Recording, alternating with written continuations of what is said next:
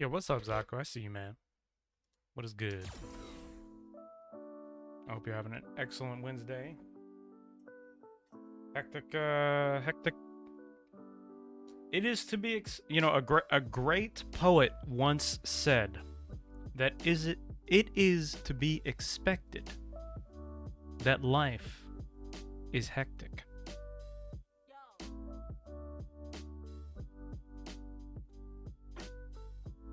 One of the greatest poets of our time, man.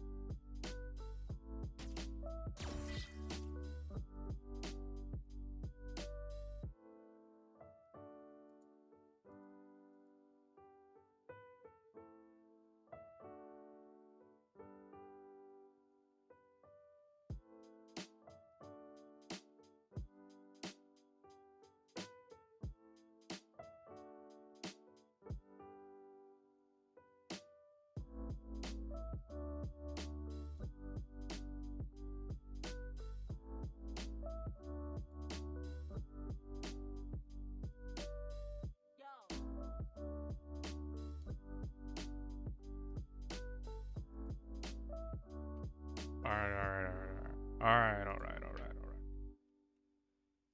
I gotta open up a Word document, I think, because we're making a video. The video is getting done today. That's it. Let me turn on the camera. You mark my words, man. This video is getting done. I'm not going to sleep until this video is done. Bad hair day doesn't matter. Hungry doesn't matter. No, nothing else. Other shit I need to do doesn't matter. This video is getting done today. There's a video being finished today. It's getting rendered out today. Well, okay, maybe past midnight, but I'm not going to sleep until this video is rendered, and then I'm gonna upload it and do all the social media shit tomorrow. There's a video coming. It's gonna be about throw. Let's see if we can get Street Fighter 5 to work. All right, come on, SFV. I need you. I need you to work, SFV. You can hear it. Oh, man. Do I got the cheat hook? The anti-cheat hook on? Let me unlock this bad boy. I do have the anti-cheat compatibility hook on. That's the trap. If you're using OBS, you got to keep the anti-cheat compatibility hook off. Kid. All right, we're gonna talk about throws today. I want to make a video, right? I have a pseudo series of videos, right? Called Quick Tips, SFV Quick Tips. So I'm gonna try to make a quick tip video about throw. I have one about V reversal and I have one about the in-game UI. So we're gonna see what we can do with that.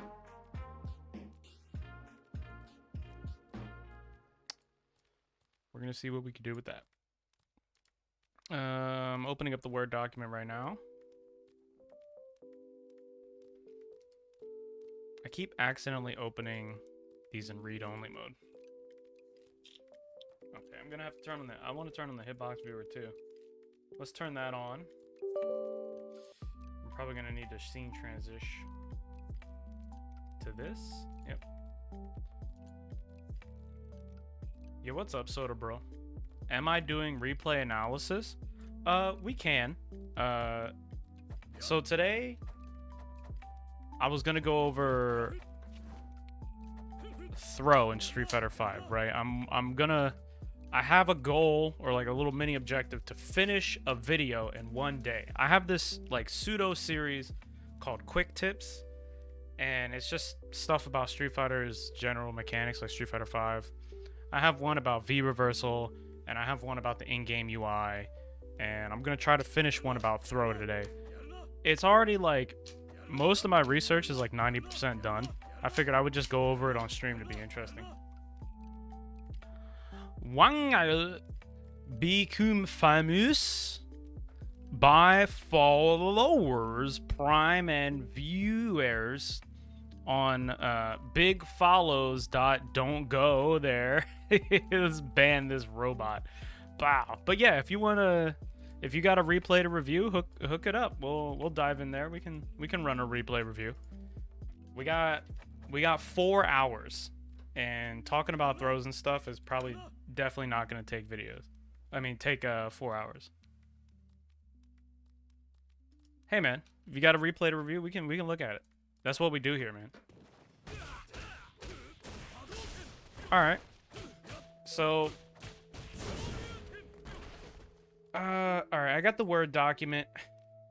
Let's look at the Word document here, right? So the idea is to make a video that's about 5 minutes or less, right? And I just want to run down some shit about throws. Let me bring up the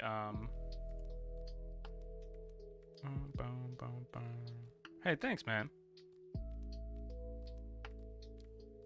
Hey, if you guys got replays to review on the 200% real, if you have a replay to review, at any point in time, you can always throw the replay in. And even if I'm not streaming, I'm like actually very likely to open up the replay and still make the Word document and everything like that. Like I will review replays like at any time. You know what I mean? I also have a Discord, right? I know it's a little bit cumbersome. Like, man, why I gotta go into another Discord server? In that Discord server, there's a channel called Replay Review, and if you put in like the replay ID or the YouTube video or whatever, that is like the best place to be like, hey, can you look at this later, or save this for some reason or something like that. So there's also that option too, but there's no reason at all to be hesitant. Like I said, we'll probably get done all the stuff I can do on stream for this video. We'll probably get done that within like at least an hour or two, even if I spend a lot of time talking about all this stuff. Okay, I wanted to bring up a quick tip video. Okay. Let's I think you can do it with fight money. Let's see. SFV quick tips. Where is it? Here it is. Here's one. Alright, so this is the type of video I'm trying to make today. This is the objective. I've already made a few before. Here's a few quick tips. This is the objective. Performing a V reversal will lower your character's stun and trigger the stun bar to start decaying immediately. You can option select V reversal and throw. I need to add music too. Yo, I got a banging song.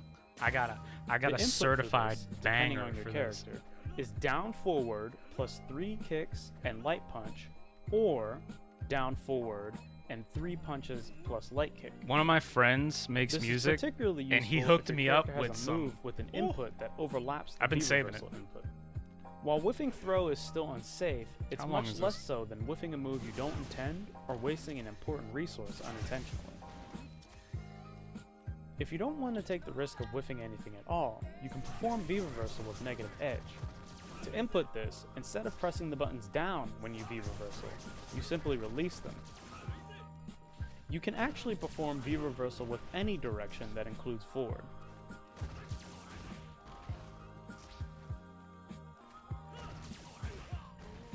I feel like these videos need music. That's one of the things I can upgrade with this. Since you can also perform V-reversal with down forward, this means that you can option select V-reversal and EX uppercut, which can help you blow through some untrue block strings. Oh, for sure. Thanks for hanging out, Soda Bro. I see you, man. I see you. For sure. This is also not a good part of this video. Like, why am I scrolling through the menus? I should have just cut straight to the second part.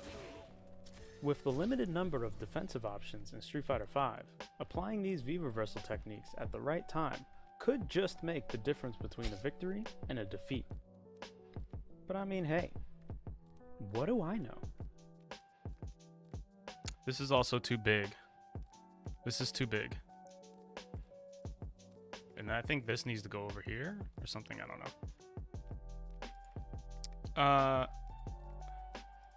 Alright, so we gotta make the video, right? We need everything about throw. So what do we need?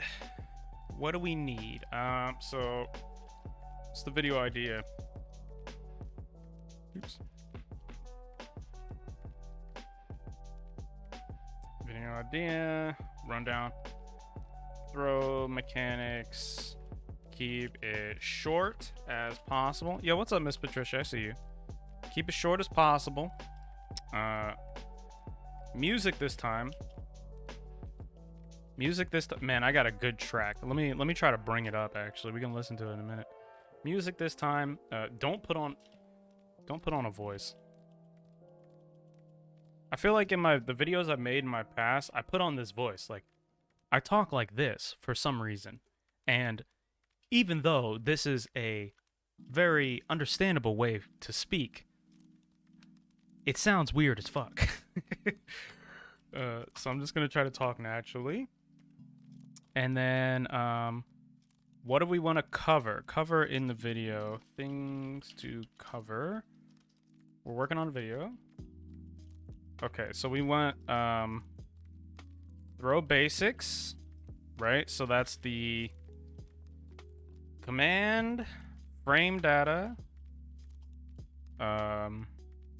tech window, right? I need to go to SFV Sim to figure this out. So there's actually a really good website. Let me bring it up. It's called sfvsim.com.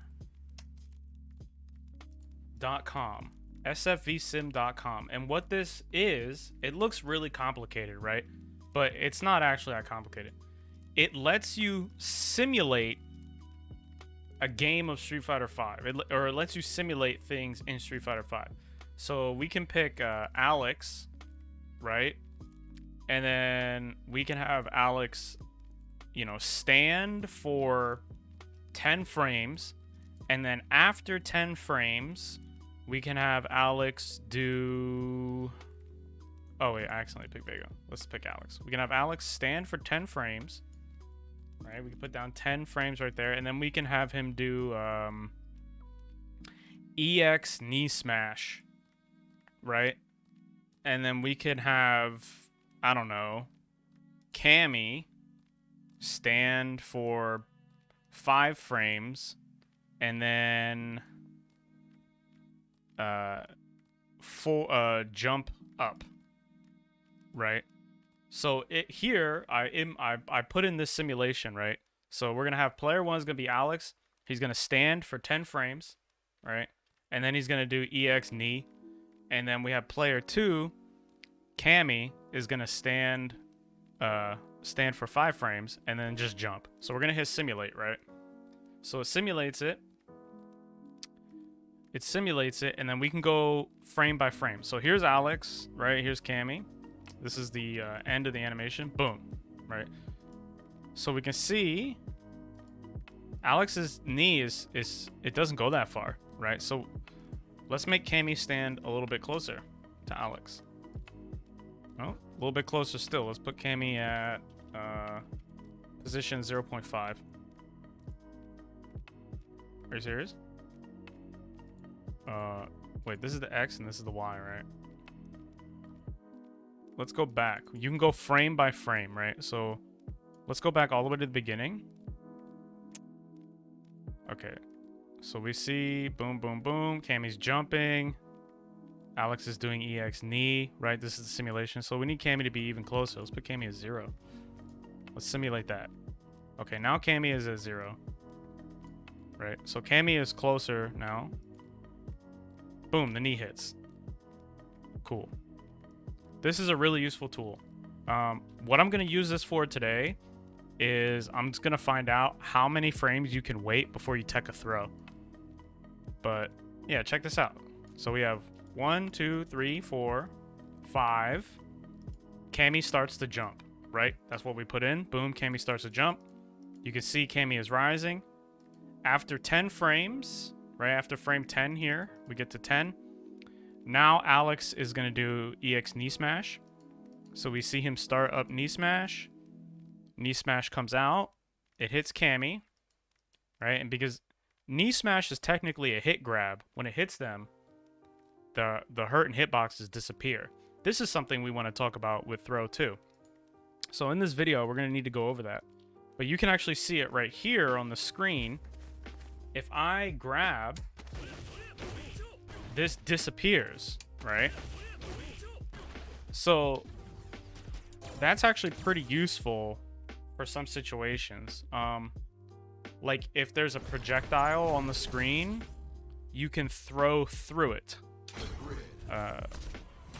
One of the things that immediately comes to mind is like Aegis Reflector, Ed Ball. Let's see, what else? Ibuki Bombs. You can throw through, I mean, anything going on. A really common one you see is Mika. Right? This is something really common you see. Is Mika will do something into V-Trigger. And depending on which V-Trigger she does, you can throw her to avoid it. Right? So let's just say Mika does oops, not that one. We need her to do that. Okay, let's just say Mika does that, right?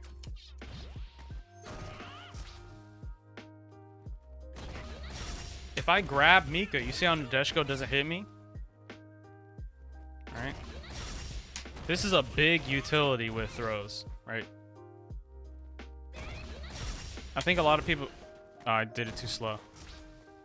But there are some situations that happen in the game. Probably not this specific situation.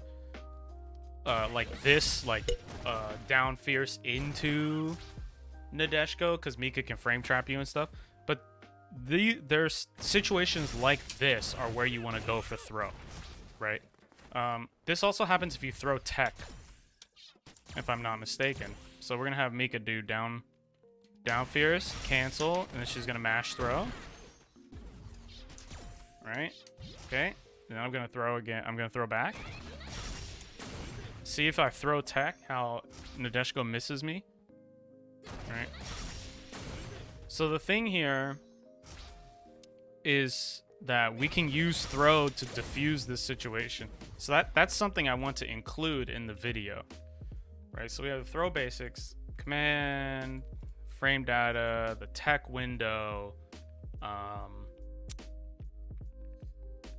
all characters, throw ranges, using throw to avoid sticky situations, Kara throws, right? We want Kara throws in here. We want, what else?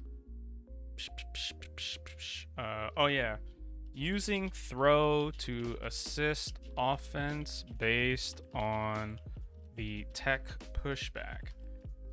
Okay, we want that in there too. I don't want to save it yet. Actually, I do want to save it. Oh, it's read only, bro? You kidding me? Let me rename this.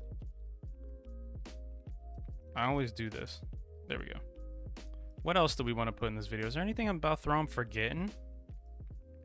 Attack, aggressor, OS. Yeah, option select, V reversal, throw. OS's with throw. OS's with throw. We want to put that in the video. So as far as I understand, the only option select with throw that still exists is V reversal. I don't think there's any other option selects you can do. You used to be able to option select jumping back and throw. You used to be able to OS this. Jump back and throw. I don't think you can do that anymore. Can you? I don't think so. I'm not sure. Let me try it a couple times. Just getting jumped back.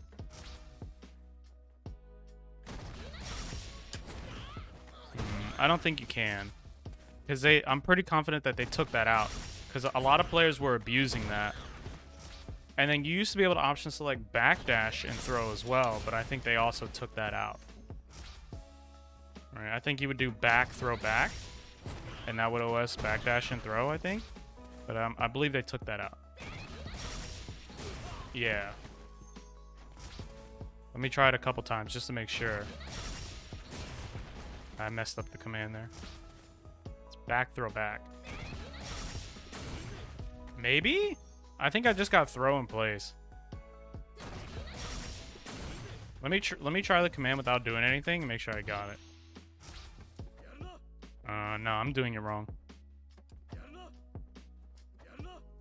Okay, I don't think you can do that. So I'm gonna have to look up option selects. But we want option selects with throws. And then what to do after a throw tech. Why take the throw? I think that's all the interesting things about throw. That's a lot of stuff to go over.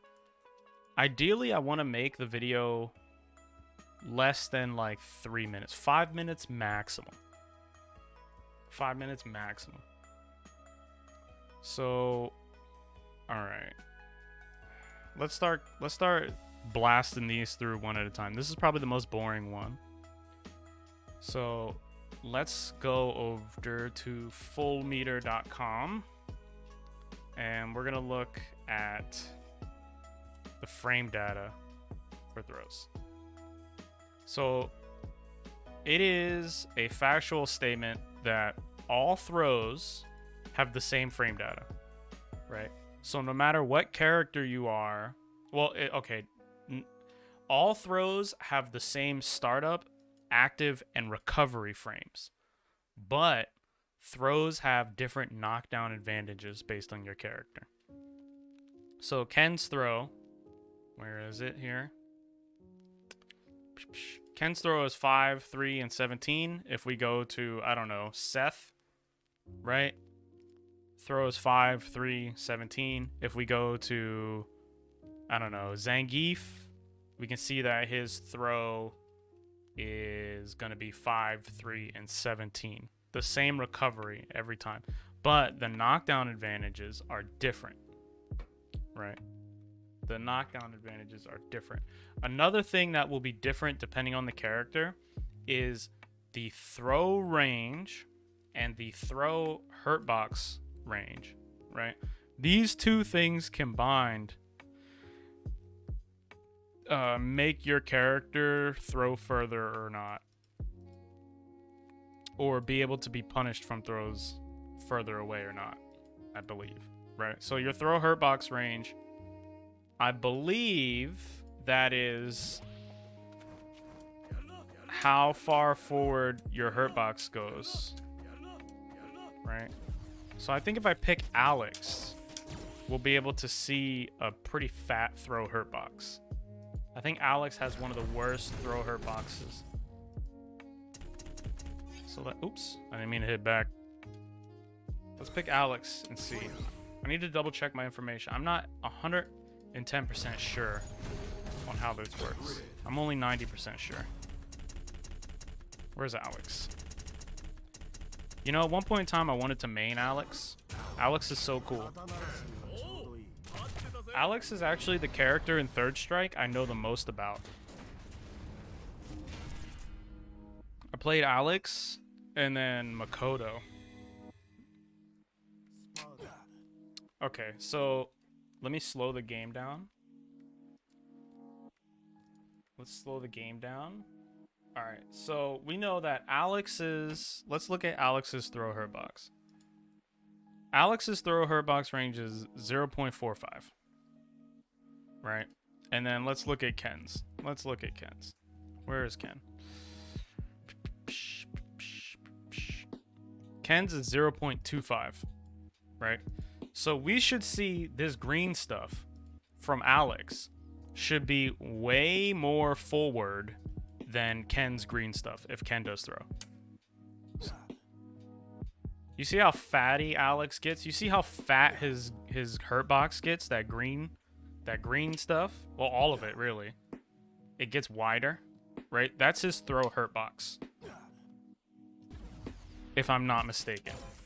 And if we look at Ken, we'll see that Ken's is significantly more skinny.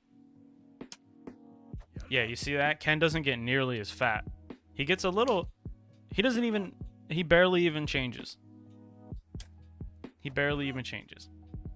This is, this affects how easy the character is to, like, shim-sham, right? If you had, say, for example, you had, like, a really shitty throw range, like your throw range was really low, and your throw hurt box was really high, it'd be really easy to shimmy you, because people could easily avoid your throw, and then you would get real close to them by whiffing the throw, right? Okay, so does that need to go in the video? Throw hurt box ranges. No? That doesn't... I don't think that has a huge practical effect on gameplay. Throw ranges definitely needs to go in the video, though. Right? So let's look at all FAT here. This throw range. This is how big the blue box is. Oops. So there are like tiers to throw range. It's like 0.8, 0.85, 0.9 or whatever, right? Alex is got a really good throw range, but he has a really bad throw hurt box. So his blue box goes really far forward. He can throw you from far away. I think the best throw range in the game is Dawson. So put this to 0. Okay, let's go. Let's look at Dawson. Dawson has a fat throw hurt box. It might be Dawson or Bison. So Dawson has the best throw in the game. Who has the worst throw in the game? Who has the worst throw in the game? I know Giles is not very good. Giles' throw range is not good. Alright, I'm going to use FAT on the phone because it has some additional features that the one on the website doesn't have. I'm getting sun in my face, man. Hold up. I had to reach really far over to... Oh, the sun is from the other window. Shit. Hold up, let me close this.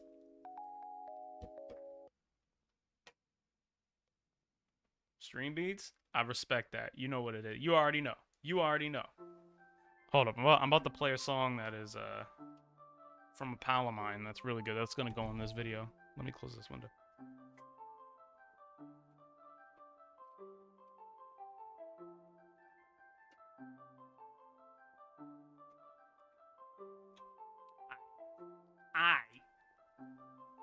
IGHT. Alright. So Dawson is good. Alright, so FAT on the phone. I don't know if you can see this. This is FAT on the phone. Android, iOS, whatever, right? It has a bunch of useful tools. And what I'm going to use here is the stats compare option. All the way at the bottom here, you probably can't see it. It says stats compare. We're going to use that to get a list. We're going to use that to get you can get a bunch of shit, right? But we're going to use that to get a list of everybody's throw range. So we can get everyone's throw range compared. All right. So we can see everybody's throw range compared. Who has the best throw range? Okay.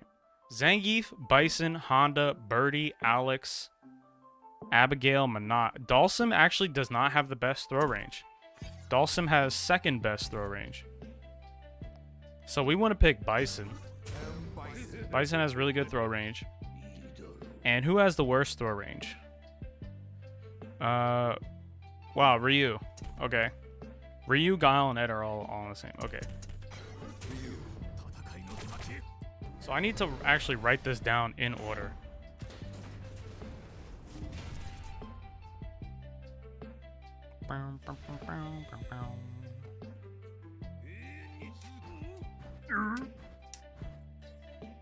All right.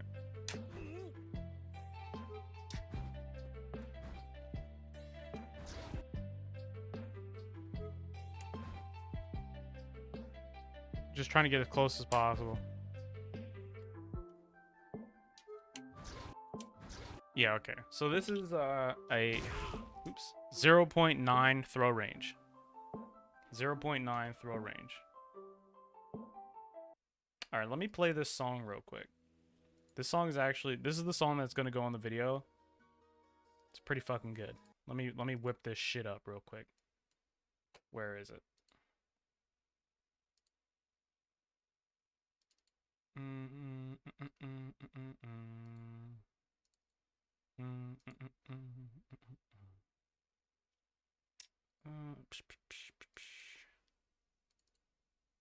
Gotta start on my other hard drive.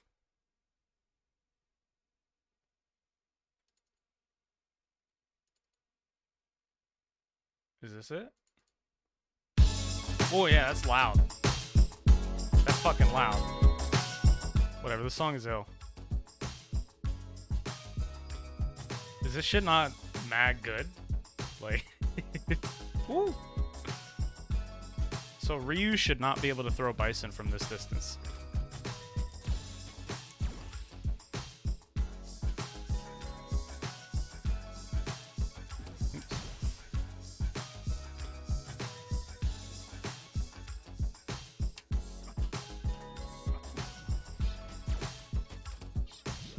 Yeah.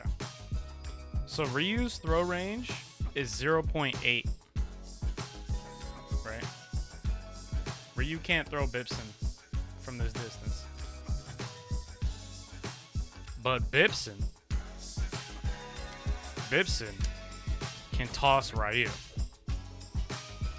Right? Bison can reach Ryu. Alright, so that's confirmed. That's confirmed.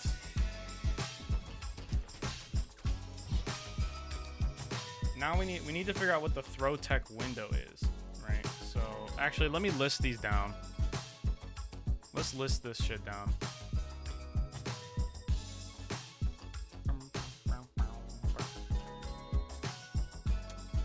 right, here we go. Okay. Characters throw ranges from best to worse.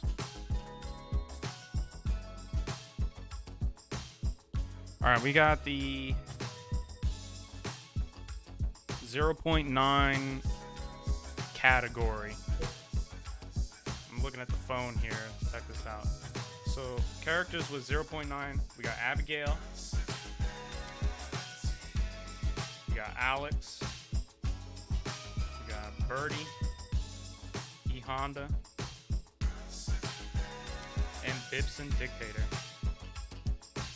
You want to say Dictator because if a Japanese person happens to find whatever you're talking about, they're gonna be like Bison. They're gonna think Balrog. They're gonna think the boxer. So you want to say Dictator and boxer.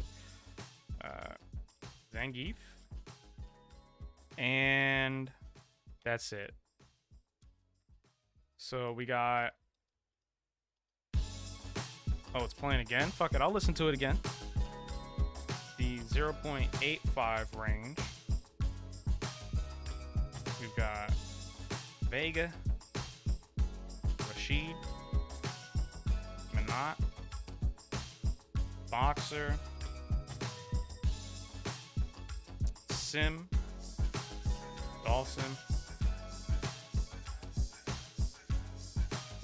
Paulson, Fault. This is most of the cast, actually. This is like a big part of the cast. Falk.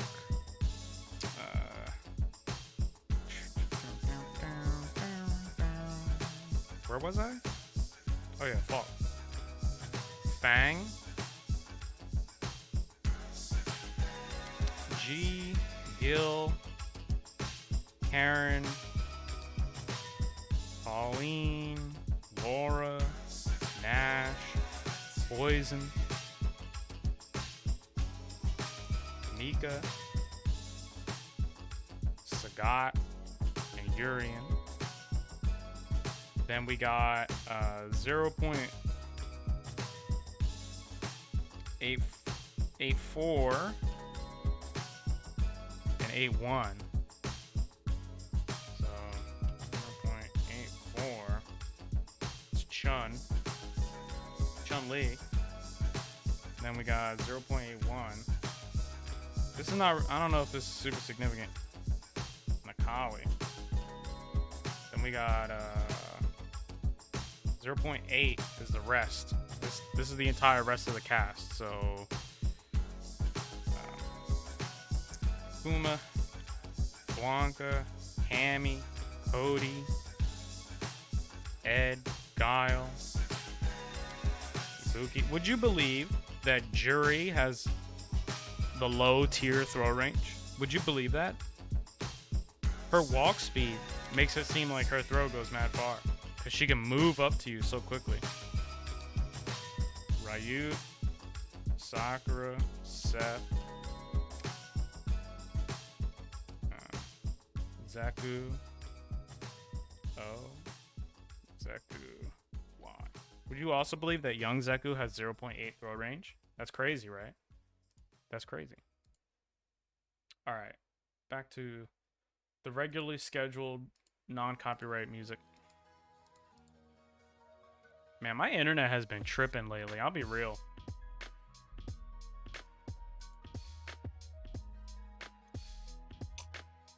Excuse me. Excuse me. My internet has been fucking tripping. I've been kind of pissed. They've been doing a lot of work, like in my town on the roads and stuff, and it's like been fucking up. They've been messing with the telephone wires. Kind of pissed. TBH. Alright, so we got all the characters' throw ranges in order.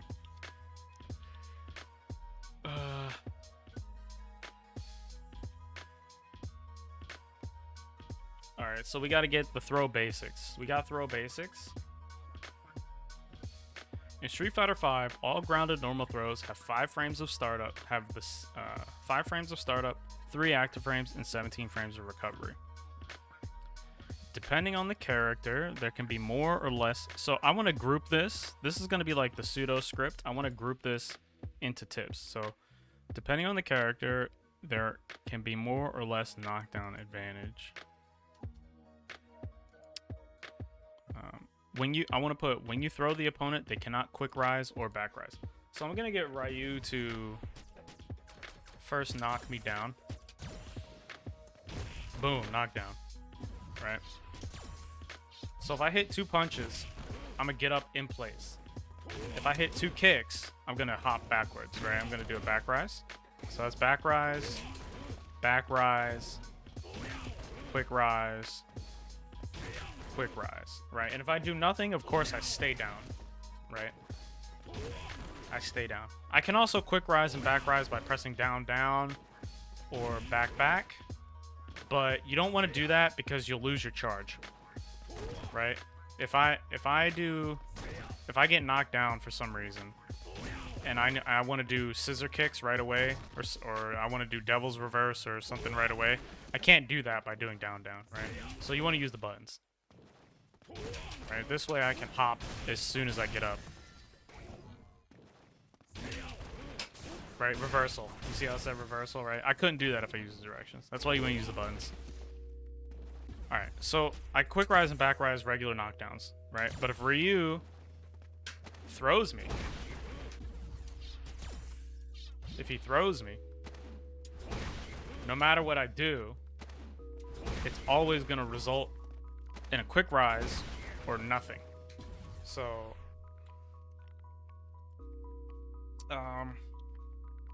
how do I word this? Do I say if you throw the opponent, they cannot quick rise or back rise? Or do I say if you are thrown? I guess when a character is thrown, right? That's a neutral statement. When a character is thrown, they cannot back rise. Perform a back rise. Back rise. You can only quick rise. Right. They can only quick rise in place or delay rise. Delay rise. Okay. Perform. Is that, do I say? Yeah. This has to go after knockdown and recovery, I think.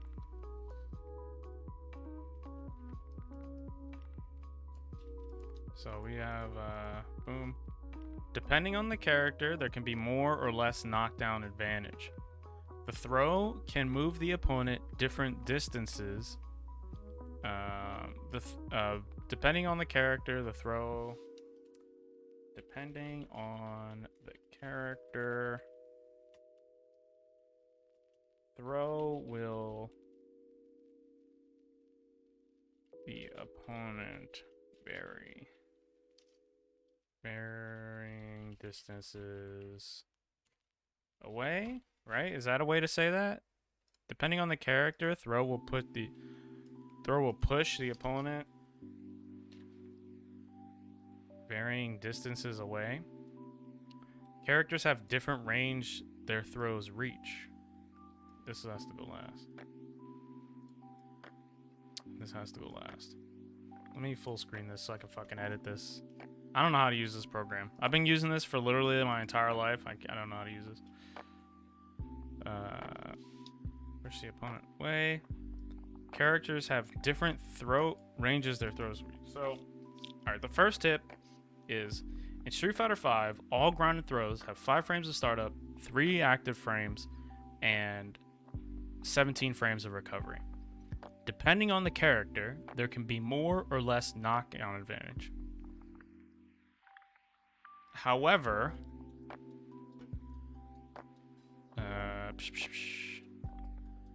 yeah, so this has to go here. When a character is thrown, they cannot perform a back rise. They can only perform a quick rise in place or a delay rise. Depending on the character, throw will push the opponent varying distances away. Okay, so boom. Alright. Characters have different ranges their throws reach. As a general rule of thumb, the slower a character's walk speed, the further their throw reaches. Here is a list of all. Here is a list of every character's throw range. Every character's throw range in order from longest, furthest, to shortest. Do I say best to worst or furthest to shortest? I say furthest to shortest. So then I do this. Alright, now boom, this pops up on the screen. Pause the video if you need. Boom. So then we insert this shit right here. There's Vega has like 0.51, Rashid has like 0.57 or something like that. I gotta put that down. In order from... Oh, okay. Further throw range affects the throw bait game around that character. So I'm gonna say, for example, to bait a throw from Bison, or Dictator,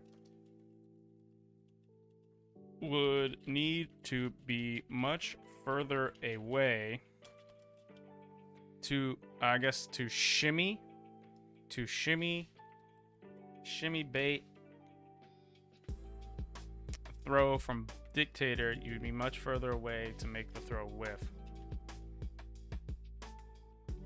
Way to make the throw whiff than you would need to be if you were shimmy baiting a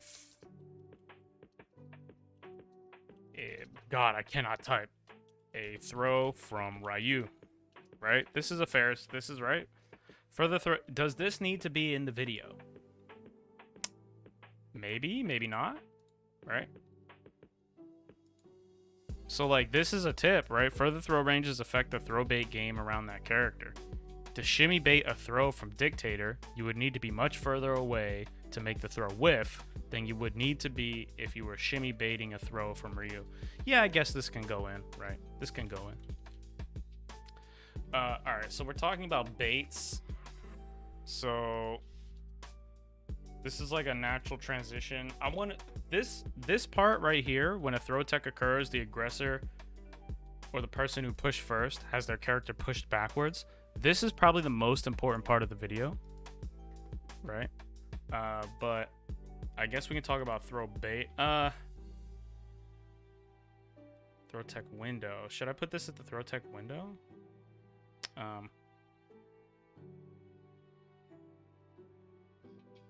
Okay. If a throw lands on you, the throw tech window. Here we go. If a throw lands on you, I'll change the phrasing later.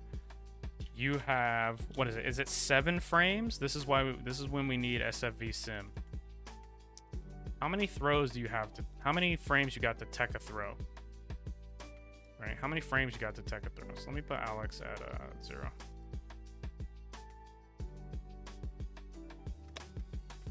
All right. Alex is at 0. He's gonna wait 10 frames. He's gonna wait 10 frames, and then he's gonna do forward throw. Where is the throw? Throw. V skill, throw, neutral. All right, and Cammy's not gonna do nothing. So we're gonna simulate this, right? So he throws. He waits 10 frames and he throws. So we got 1, 2, 3, 4, 5, 6, 7, 8, 9, 10. Boom. Throw. 1, 2, 3, 4, 5. Throw is active. Throw hits Cammy. Right? And then they're throwing each other. Cammy gets tossed for X amount of frames or whatever. Let's see. And then Cammy can get up. So this would be, I don't know how many recovery frames he has. But, alright. So, Cammy's just laying on the floor. So after 10 frames, we're going to make Cammy delay 10 frames. Just like Alex. And then she's going to do throw. This should result in a throw tech. Right, so they're going to throw at the same time. This is going to result in the throw tech. If I can find the fucking throw. There we go. So, boom. Simulation station right here. Right? Go to the beginning. We watch it through. That's a throw tech. Right, so 1, 2, 3, 4, 5, 6, 7, 8, 9, 10. Both of them throw at the same time. So we go 1, 2, 3. Boom, the throws are active here. Right? Then they tech. So now we're going to make Cammy delay. Let's make her delay 10 frames. So she's going to wait 20 frames. We're going to see if she gets tossed. Yeah, Cammy gets tossed, right? So let's make her delay 19 frames. Right? She still get tossed? Yeah, she gets tossed. So let's do 18 frames. she gets tossed. 17. Now, so Cammy is now teching. She's pressing throw 7 frames after Alex does. So let's see. Does she get tossed? She gets tossed, right? We can see her on the ground here. Boom, she's on the ground. She gets tossed. 15 frames. This should be late. She doesn't get tossed. Okay, so this would very much suggest that you have a 5-frame window to tech the throw, right? This suggests you got a 5-frame window to tech the throw. Let's Google that shit. Googling it. We're Googling it. SFV throw tech window.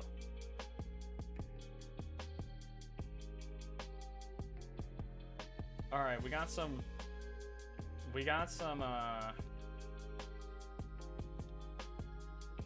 Oh, okay. Here we go. This is a good resource here. I think I've seen this before. It says that the tech window is 7 frames.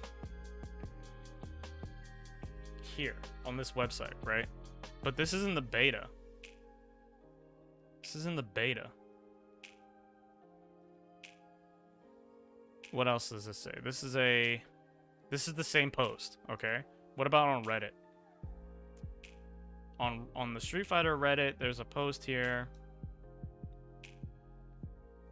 You have to tech in frame 3, add 6 frames of input delay. 9? That doesn't seem right. 11 frames? They're talking about reaction speed. They're not talking about the throw tech window. Alright, so... Yo, what's up, Soda Bro? So let's go back to SFV Sim. Let's go back to SFV Sim. Where is it? Is it on here? No, it's on this one. So Alex, let's just make Alex delay no frames, right? Cammy delays no frames. So that this is a throw tech, right? So we see here, right? Throw starts up, 5 frames. They both tech. Nothing happens, right? They should slide apart. Am I tripping? Why do they not? Oh, I have them too close.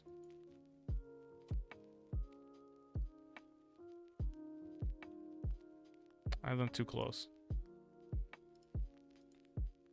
There we go. So Cammy, coffee, I expect that. So Cammy and Alex throw, boom, the throw is teched, right? Bagoosh. Now, we're gonna make Cammy delay 7 frames. Cammy's gonna wait 7 frames.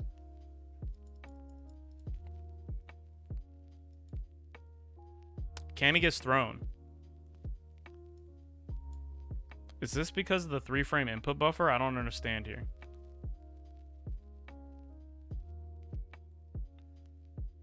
Right. Let's make Cammy wait 5 frames.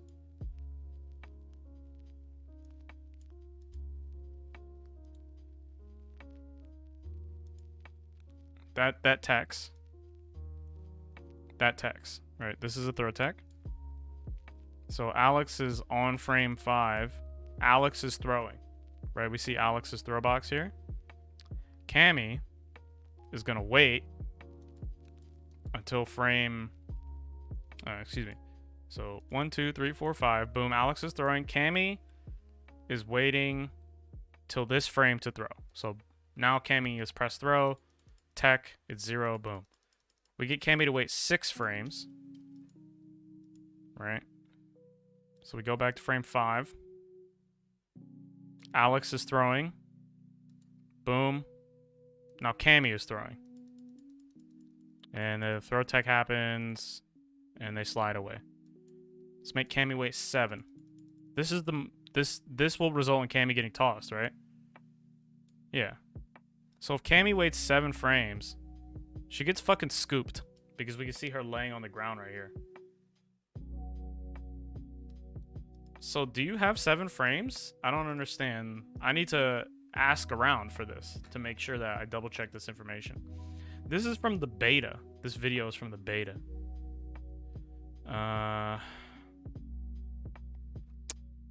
Let's just try doing it mad slow. I'm gonna get Ryu to throw me. Right? So Ryu is just gonna jump. And then he's gonna mash throw. Right? So he's gonna dash, jump, and mash.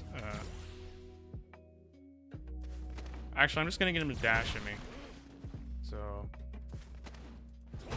boom, he dashes at me and mashes throw. Right? So Ryu should just, yeah. Yeah. I'm just gonna try to wait. How late can I do this?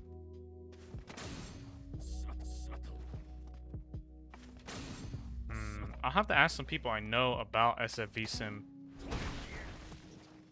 to. Boom, we're going to the Ken Discord right now. The Ken Discord is full of a bunch of fucking nerds who know about SFV Sim. Anyone have accurate information about the throw tech window in SFV? I'm looking at some sources I googled, and it's telling, and they tell me it's 7 frames, but looking in SFV Sim, I can only delay up frames and still tech.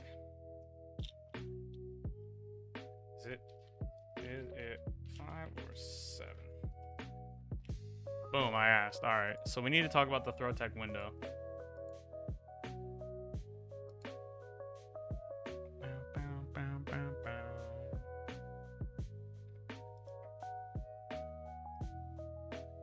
Just gonna just put 5 frames to tech the throw. And the throw tech window is 5 frames. All right, so this is the most important part. I already got this. I already put this down, right? Yep. So we already got this. What else? Many characters do not get particularly strong sequence after throw in the middle of the screen. Okay, OS. Kara throws. All right. So when a throw lands, when a throw tech happens, right? The aggressor or the person that pressed throw first has their character pushed backwards.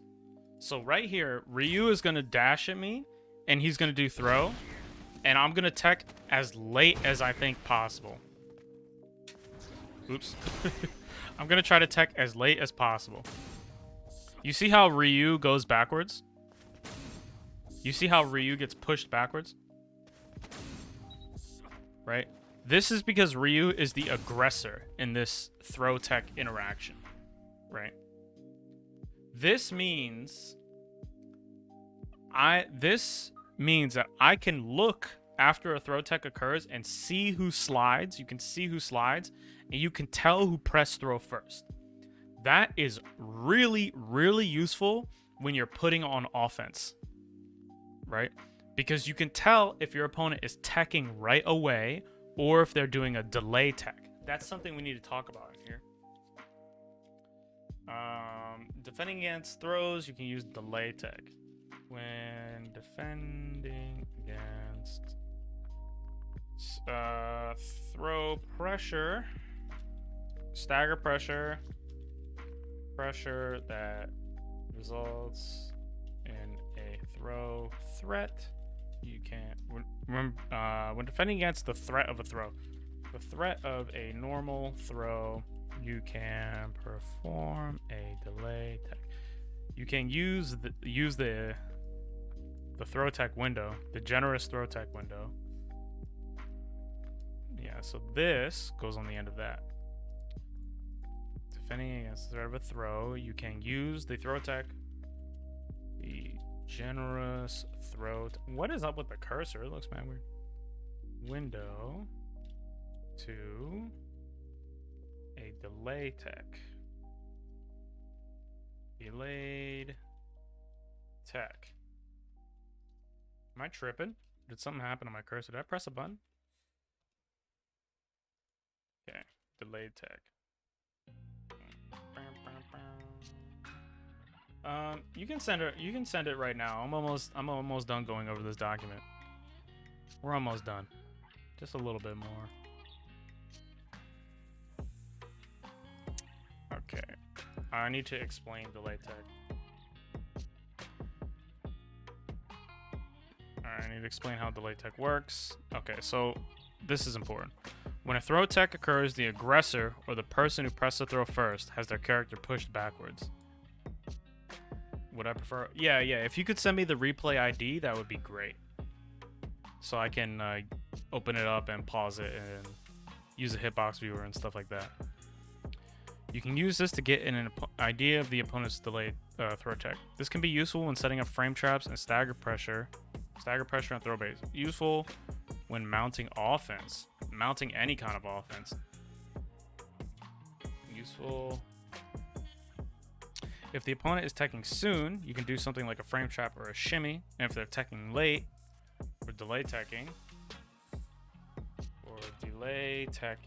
you can do something like a neutral jump to eat them alive. All right.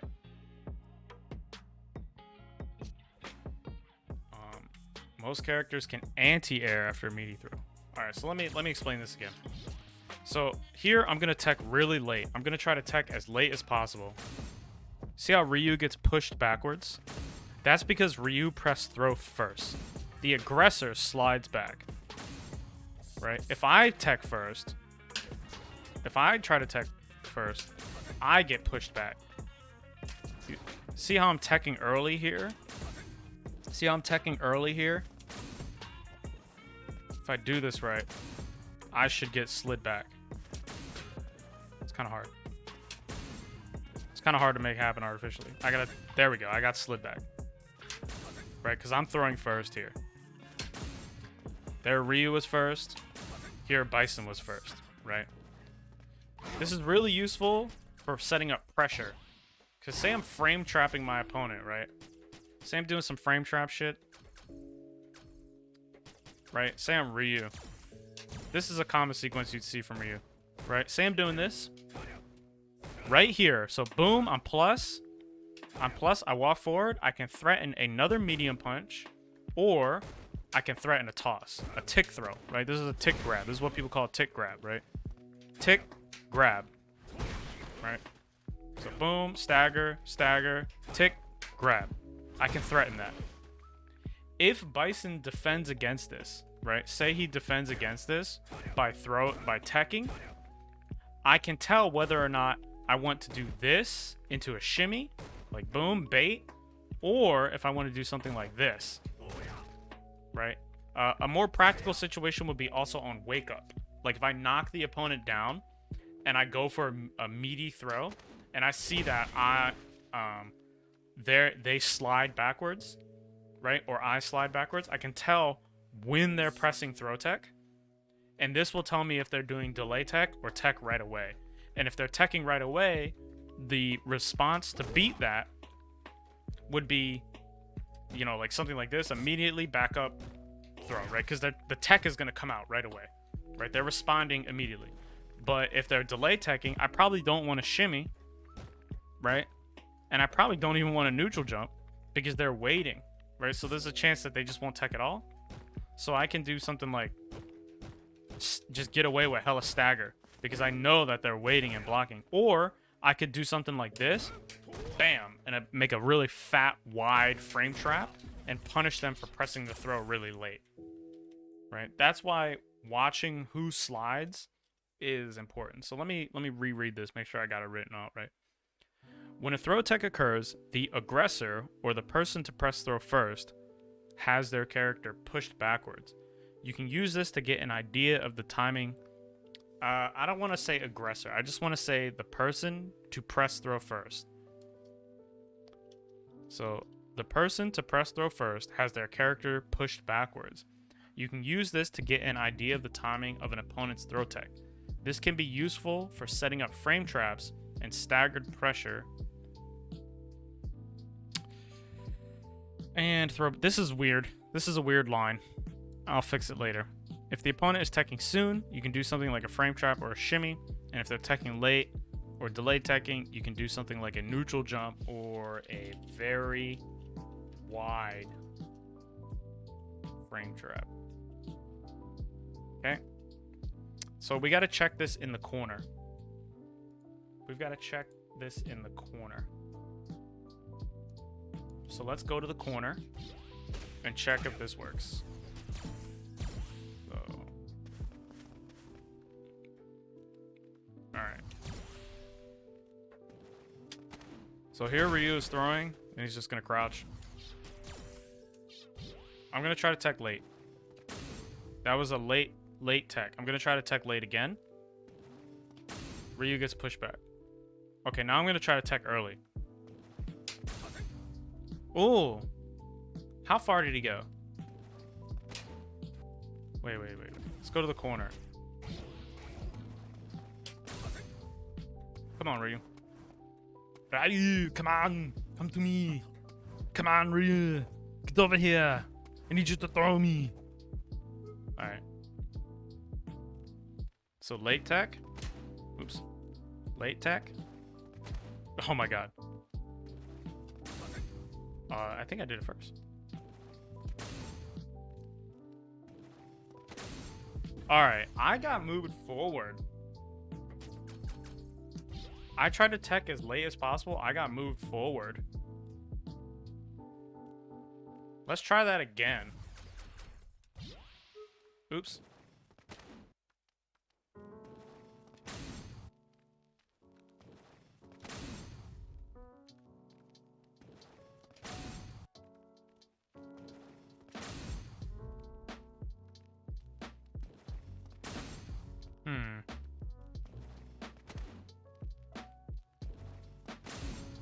Yeah, I got moved forward.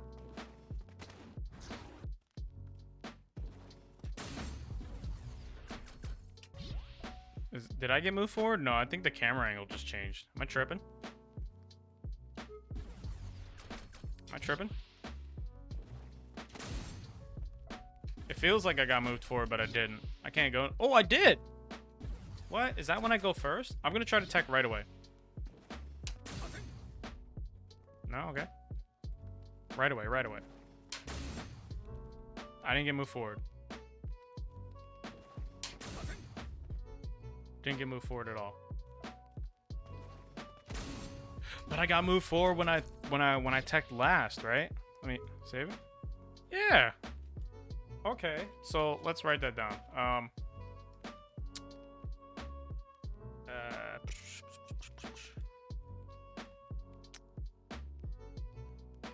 Mid-screen.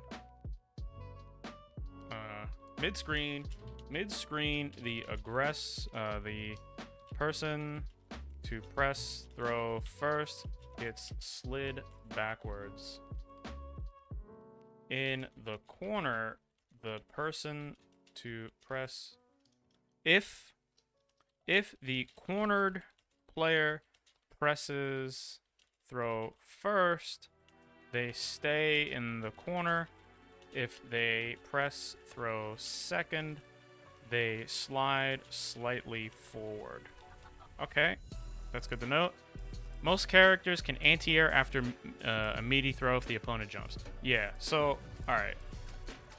So, if I got Ryu here, he's gonna throw. Ah, shit. This is not a good example. Let me just put Ryu on jump. Jump. Alright. So, boom. I'm going to try to throw him.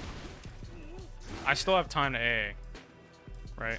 I toss him, try to throw him again, it misses, I still have time to AA. Even if I'm really far away. Just hit that shit right away. Most characters can do this. If you have a DP, you can DP that. You have time to react. You should always input anti-air if they neutral jump. This is particularly powerful on grapplers. Many characters do not get a particularly strong sequence after forward throw in the middle of the screen. This makes taking the throw much more strategically advantageous option than getting hit for whiffing a throw. If you get thrown, the opponent usually only has one button they can touch you with, or they must take a risky approach option. It's not safe. This should just say unsafe approach option. If you get baited for throw teching mid-screen, you can potentially take a full combo's worth of damage. The only times it is strategically optimal to tech a throw is if the throw would kill you, corner you, corner you, or you are already in the corner. You can option select V reversal and throw. That's true. Street Fighter V has Kara throws, but you generally do not move forward. Kara throws can be used to delay the startup of throw by 1 frame. This can enable meaty throw setups where it otherwise would not be possible to auto time. There are a few characters where like you can be so plus that your throw will miss, right? So throw is 5 frame startup. Throws are 5 frame startup, 3 active frames. And then we got to remember that the first frame of startup is the last active frame, right? So throw starts is 1, 2, 3, 4, 5, right? Or 5. Yeah, let me get this in frame. I don't know how to use a fucking camera. 5. The last startup frame is the first active frame. So then it's 1, 2, 3, right? So after the startup, you really only got 2 active frames going. So if I'm plus 5, my throw hits, right? If I'm plus 6, the throw hits. If I'm plus 7, right, and they get up, because you got throw and vulnerability on wake up, right? I'm gonna knock Ryu down in slow motion. We're gonna watch him get up. You have some frames of throw invincibility. I should list this. I should put this in the video. Oh, he's guarding. So here I'm slidden Ryu. We're gonna watch him get up. And that blue box, you see this blue box? On Ryu, that's not gonna appear for a little while. There's some amount of frames, right, that you are throw invulnerable.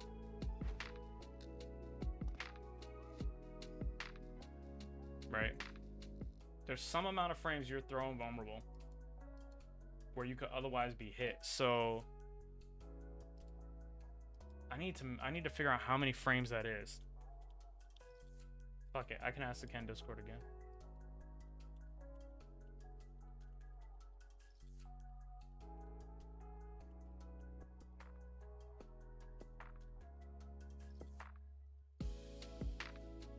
I gotta look that up. So let's write this down. So anyway, my point is that you have to time the active frames of the throw appropriately. And there's situations where you can be 2+, right? So if you're just able to delay the throw by 1 frame, you still get them. Characters have X amount of frames of throw invulnerability on wake up. And then how am I gonna wrap this video up? I don't know, something wrap up. SFV sucks. What do I know? Okay. Saved it. I think that's pretty much all the throw things. Soda Bro's still here? Soda Bro's still hanging out? We can get to that replay right now. Excuse me. It's 2 frames? Okay. Damn. Groove Machine coming in the clutch. Don't tell Groove Machine I said this, but Groove Machine is actually kind of good at Street Fighter. But also, he makes some fucking confusing decisions. Don't tell him I said this. Groove Machine is kind of nice. Kind of icy, bro. That's what the kids say, right? They say icy? Ah, 2 frames, okay. Groove Machine is kind of good at the game. Yeah. Damn, is Groove Machine? Alright, delete the VODs. Delete the VODs. No evidence. Alright. Let's open up the replay. Main menu. Alright, so it's just one game.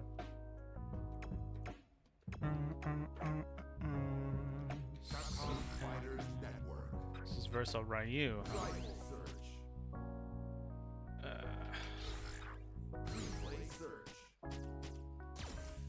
So this is 4D 666. The number of the beast. 666 E9 FA. Okay. Ryu. Okay. Nah, let's fuck it. Let's get a Word document open. Let's write some notes, man. Is this the replay review template? No, this is not the replay review template. I feel like I save over my replay review template every time. Alright, so let me close this out. So we only have one game to look at. We can get rid of this extra stuff. Oops, not recommendations and focus though. So game 2. We can get rid of this. Alright. Recommendations. Focus. I'm gonna hold on. Let me save this as a replay review template. Oh, I'm a professional, I swear. File, save as on the desktop.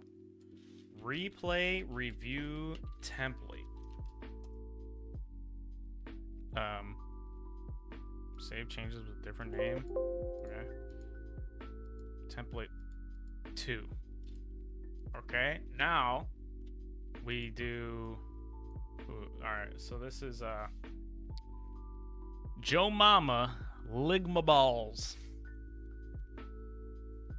Joe Mama Ligma Balls. Joe Mama Ligma Balls versus Kakarot 206. Look at these nerds. All right.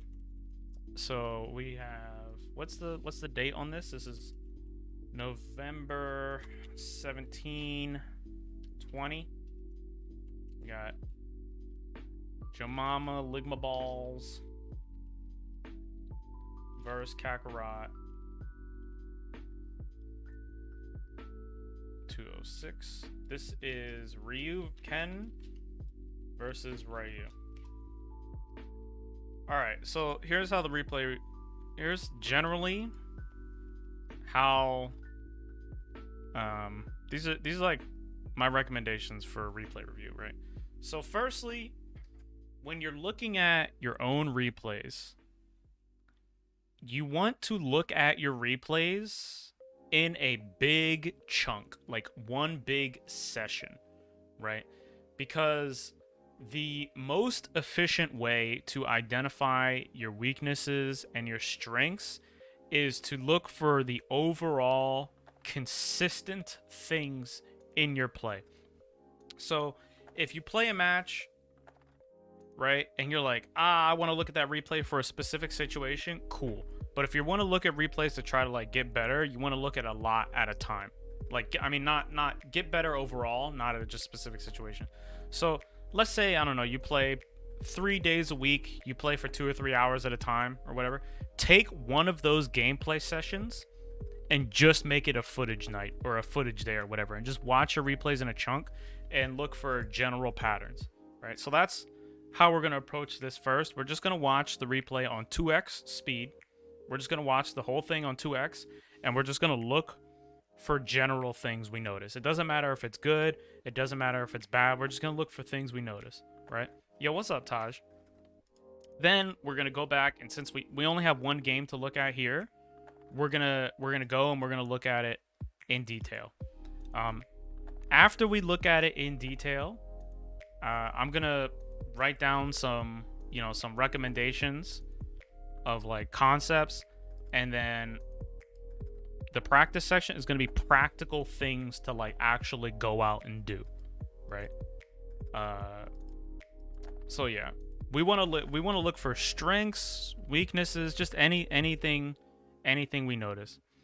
If another general tip is, if you find yourself and you're watching your replays, right, and you're like, damn, I know I'm losing, but I don't know where to start.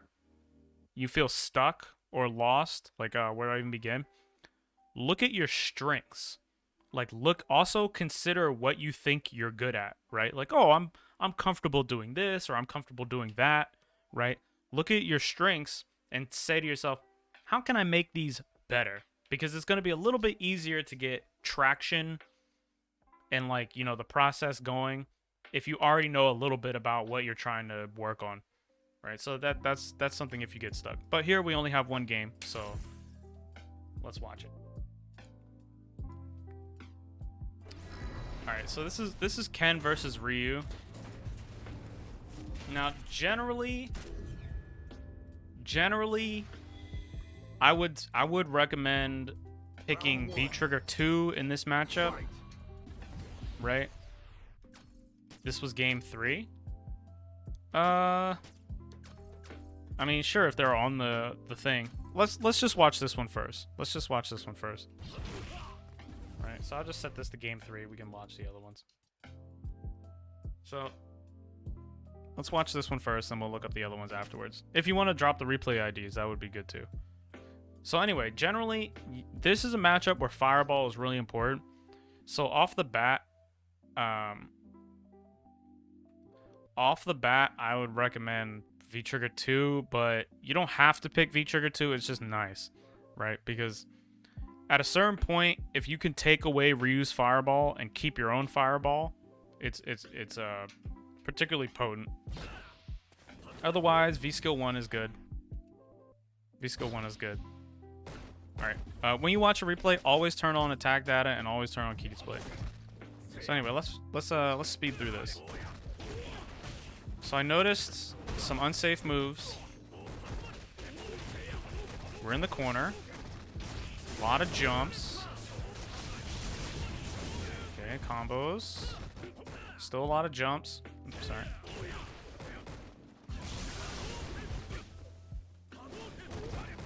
A lot of jumps. Okay, so I notice unsafe moves. I'm just writing down anything I see. Unsafe moves. Lots of jumps. In the corner.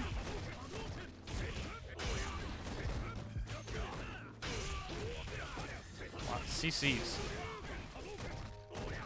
Now at this stage, we're just writing down things we see, right? Things that stand out. We may follow up on these. We may not need to, right? Okay, got tossed. Ryu wins. All right. Okay, you know what? Let's go grab the other 2 replays too. Let's go grab those 2. Let's just watch the whole set. Yeah, this is my list. Was this in the ranked match?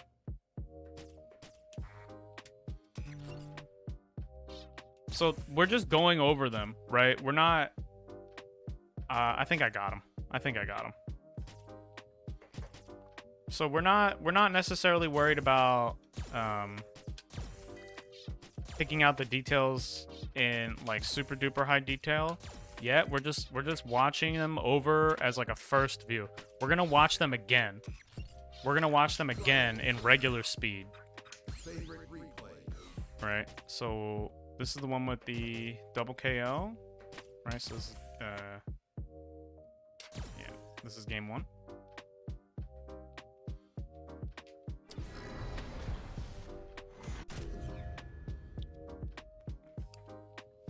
This is also, watching the replays at 2x is also a good idea to familiarize yourself with what happened.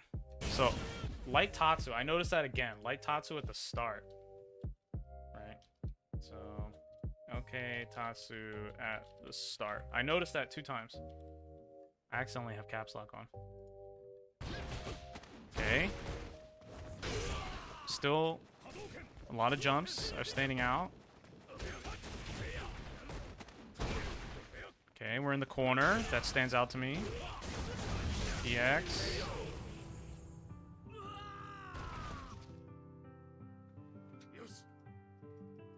Round 2.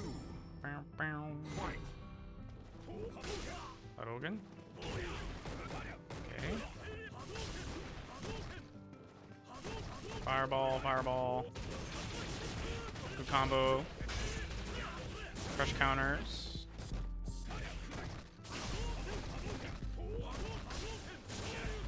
Oh, good anti-air.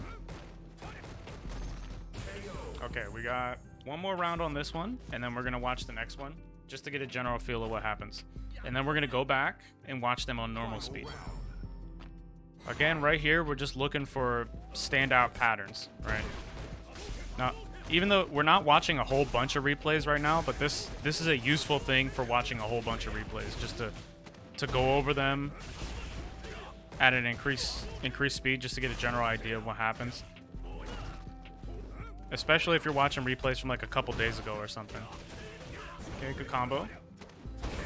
Got tossed again. Got tossed at the end. Ryu wins. Got tossed at the end of the round. I noticed that. That happened in game 3. Let's look at game 2.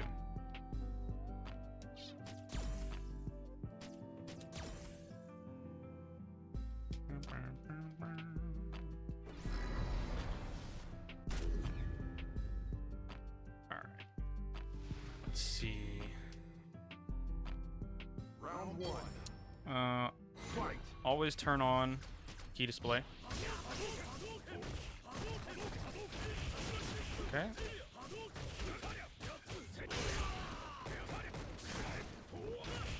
One thing I noticed about Ken is Ken has pretty decent inputs.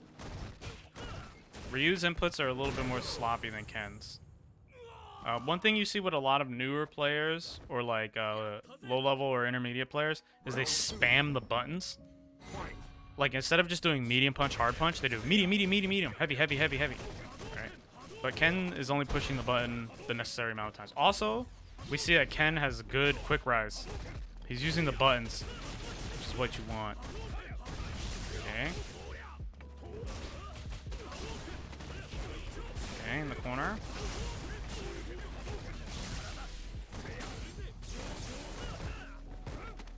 So jump got tossed at the end of the round again. I noticed that happened 3 times. Final round. That happened 3 times so far. Fight. Got tossed. Tick throws? Question mark. Tick throw defense.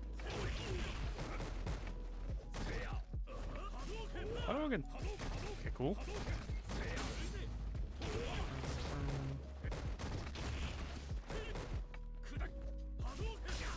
Oh, okay.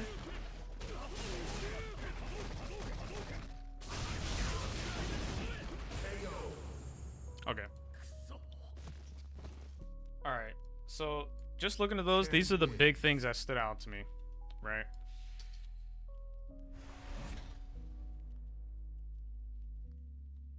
So the big things that stood out to me is light kick Tatsu after round start. I saw that a couple times.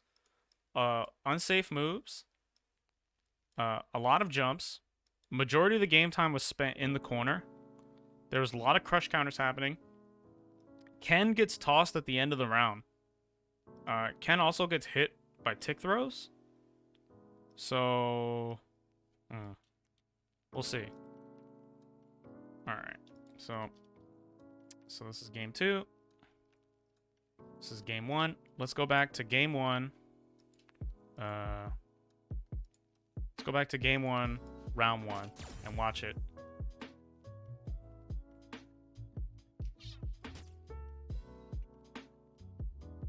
Excuse me. Now, also another thing is if you ever like save your own replays and you're like, oh, I can't remember which one was game 1 or game 2, it has timestamp here, right? So game 1 is going to be the earliest. So we can see that this one was at 3:38, then 3:42, then 3:44, right? So we can use it to help us remember which ones are which.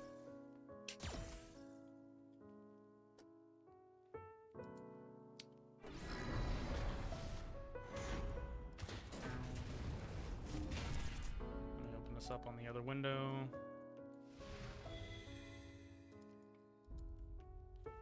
Alright, Ken, Ryu, Fight. dash at the start. Alright. Round start, right? Think about this, okay? Think about this. So you start the match, you say, okay, I'm fighting against a Ryu player. What is my game plan? Do I want to be aggressive? Do I want to be defensive? Is there a certain position on the screen I want to be in, right? What is my game plan? What is my desired situation? What kind of situation do I want to be in, right? Because there's a lot of things you can do, and not all of them will help you reach the situation that you want to be in, right? You want to have, in general, some sort of game plan. Now, that can be really anything you want. So you got to ask yourself, in 99 seconds, when neither character is at advantage or disadvantage, right? Does performing a 15-frame forward dash into a 3-frame attack that is -8 on block, does this assist me in getting the situation I want? Right? That's the question you have to ask yourself here. Now, obviously, this is very unsafe, right? Dashing is very similar to jumping, right? When you think about jumping, you know that, okay, so you can't block while you jump. It takes some time to transpire. And if your jump works out and they don't anti-air you, you get a pretty decent situation afterwards, right? Dashing is similar, right? Dashing is similar in almost every way. When you dash, you can't block. If they let you get away with it, right, you get right in front of them, and then you might be able to get away with pressing a button again, right? You get the position, you might be able to touch them with a button. It's not exactly the same because dashing is much faster than jumping, but the risk and rewards and the way that they operate as, like, you know, stratagems is somewhat overlap. This, from both players, is like the second worst decision you can make at the round start, right? What does this do to progress your game plan? You know, maybe you guys have played a lot and you have like some sort of specific idea here, but this just comes out, right? This is a premeditated action. Because you see Ken dashes, that's 15 frames, right? And then he does Hurricane Kick. Ryu is already up in the air, right? So if you dash forward and you said, oh, I'm going to look and react, or I'm going to, you know, I'm just going to dash, you would have been able to react with an AA here, right? But so this just comes out. Ryu sees it. He does hard kick, right? Just getting ourselves into trouble off the jump, right? There's nothing wrong with being aggressive. There's nothing wrong with wanting to test your opponent's reactions, right? Those are all valid ways to go about it. But you got to ask yourself is, does this assist me get into the situation I want, right? You go, okay, what is my game plan? AKA, what is the situation I want to be in? And then does these actions I'm going to take assist me into getting into that, right? As a rule of thumb, the worst thing you can do, the riskiest, most dangerous, potentially negative consequence heavy thing you can do at 99 seconds is immediately fireball. The second worst thing you can do at 99 seconds is jump, right? And jumping and dashing are really similar because at round start, neither character has a distinct advantage or a distinct disadvantage. Anything these characters could do, right? Anything that either character can do, you are far enough away from the opponent to visually confirm what they're doing and then react to it, right? So you might not be able to like preternaturally react to, I don't know, a fireball. Let's say Ryu does 99-second fireball. You might not be able to like jump frame 1, but you'll have time to say, oh shit, there's a fireball on the screen. Let me do something about it. Maybe I can block. Maybe I can neutral jump, right? You're able to see what's going on, right? You might not be able to react lickety-split. You might not have the perfect reaction every time, but you can see. So if you take a slow action at round start, or you take a very committed action at round start, right? This is the most likely situation for your opponent to be able to see that. So testing your opponent's reactions at round start is usually the worst place to test them because it's easiest for them to react, right? And the same thing goes for you as player 1, right? You can say, oh, I have so much space to see what Ryu does. So why not just move, right? Why not just move forward or move back? You can choose to move forward or move back, and in that time, you still have the space, and the action is not so committed that if Ryu does something, you can still react and take advantage of it, right? So the first thing here is, you know, does this do anything good for us? Okay, neutral jump. Again, right?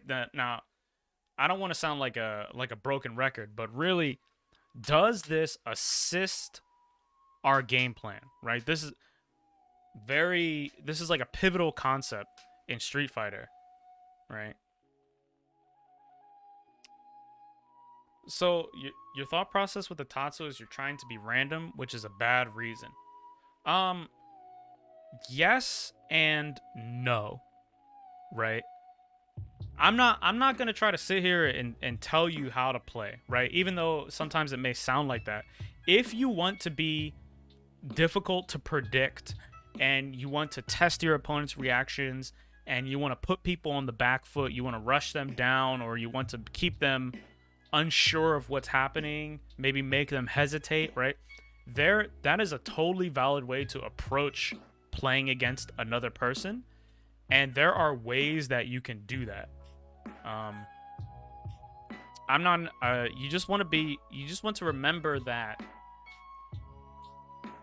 every action you take has the risk of not working, right?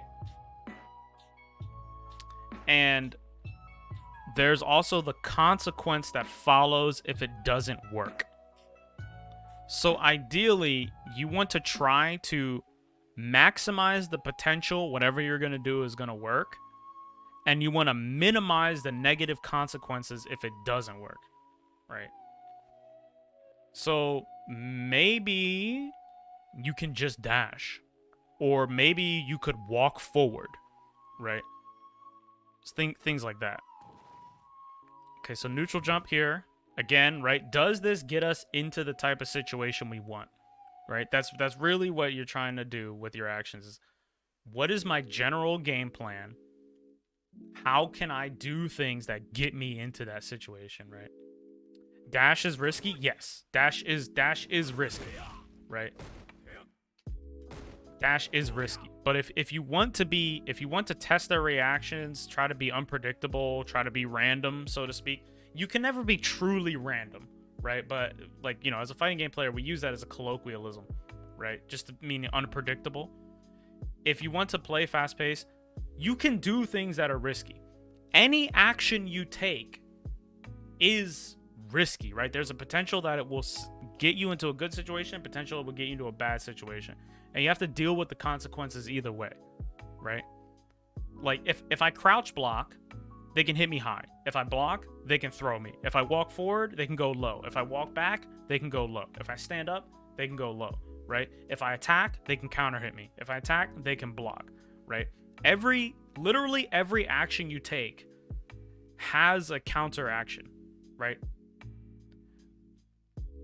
So you want to think about what your game plan is. Like, okay, what situation do I want to be in?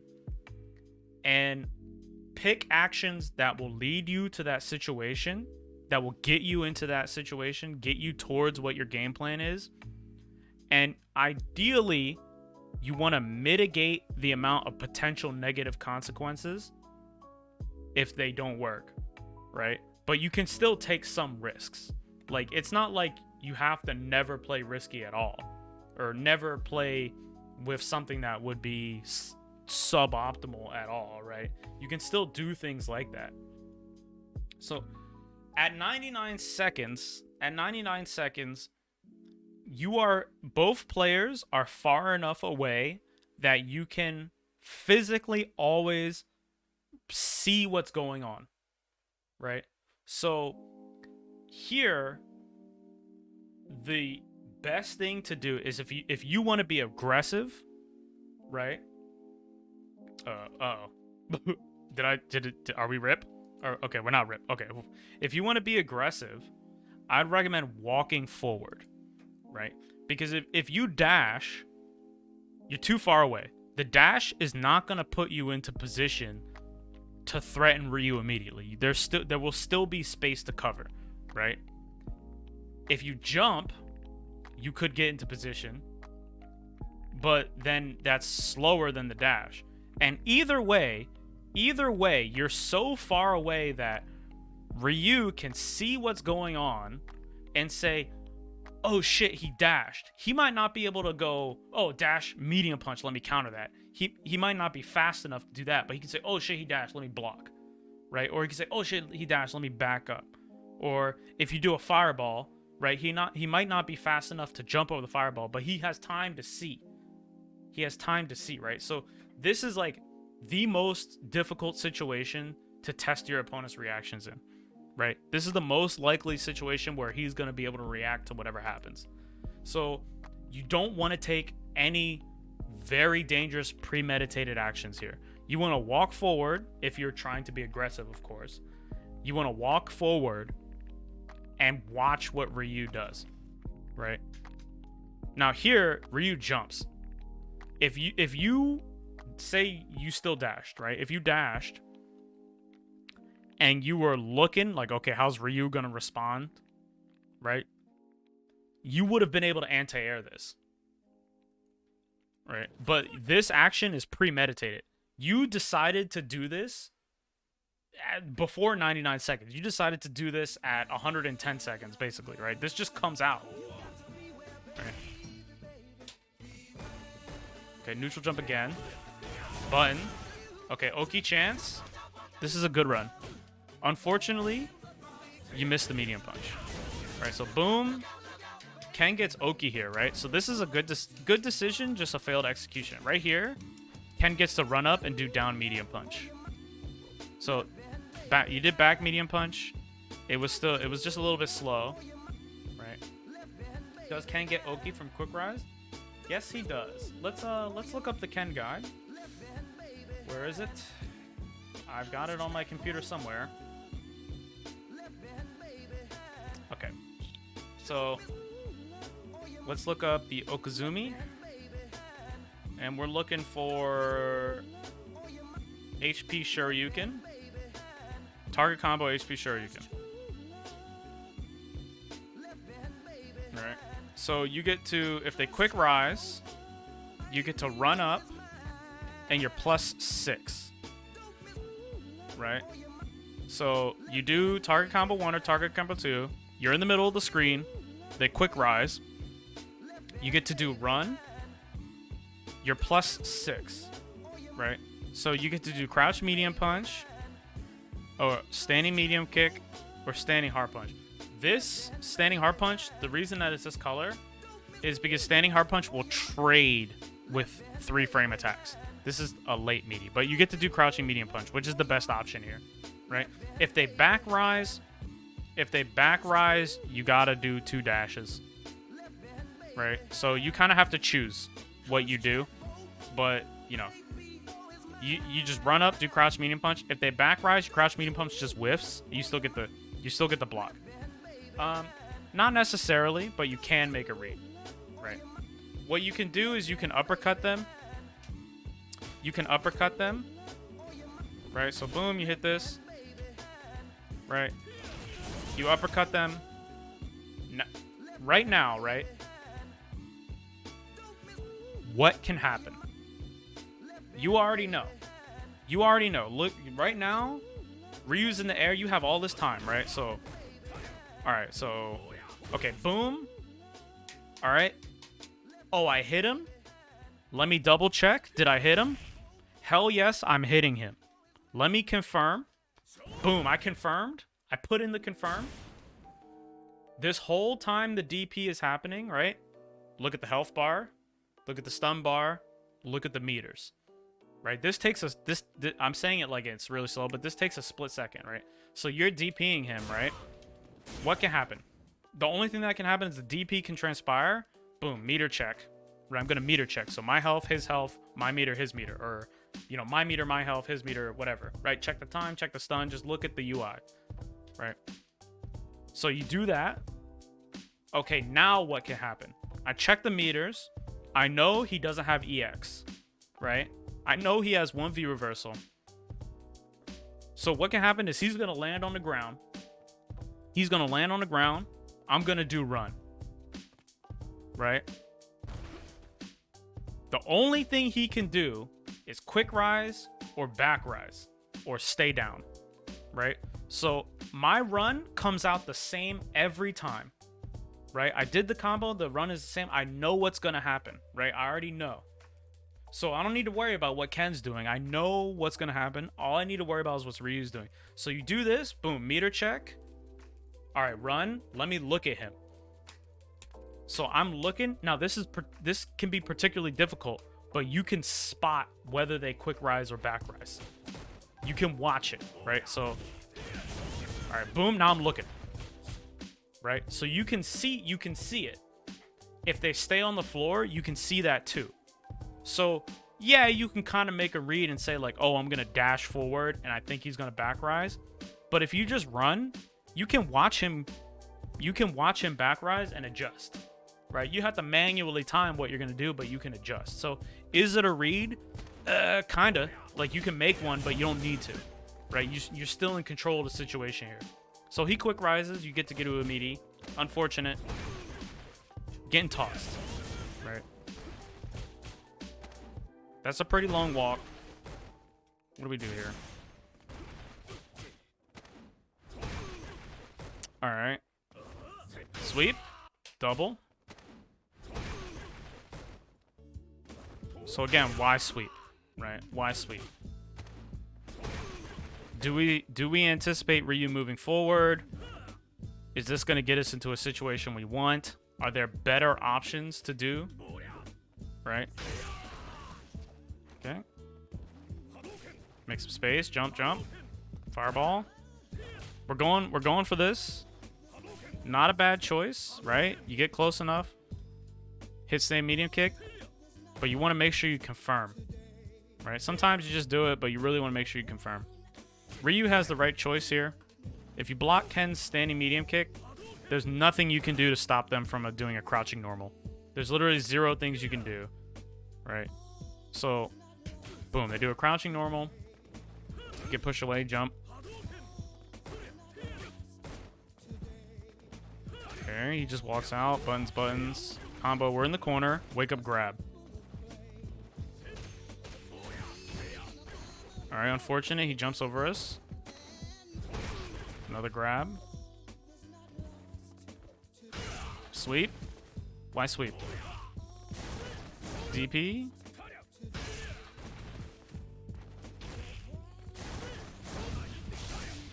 Try to make it less he punished.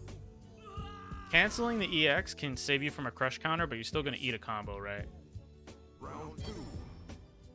Fight. Okay, that was good. Right here.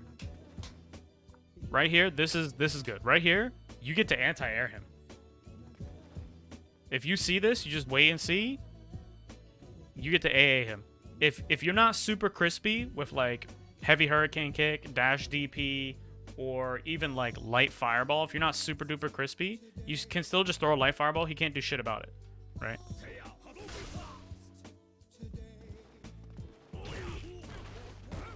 Like this situation at round start is so much better. You have so much more potential good options here than he does. Okay, a little bit more conservative approach. Jump. Sweep again. Fireball. Back up.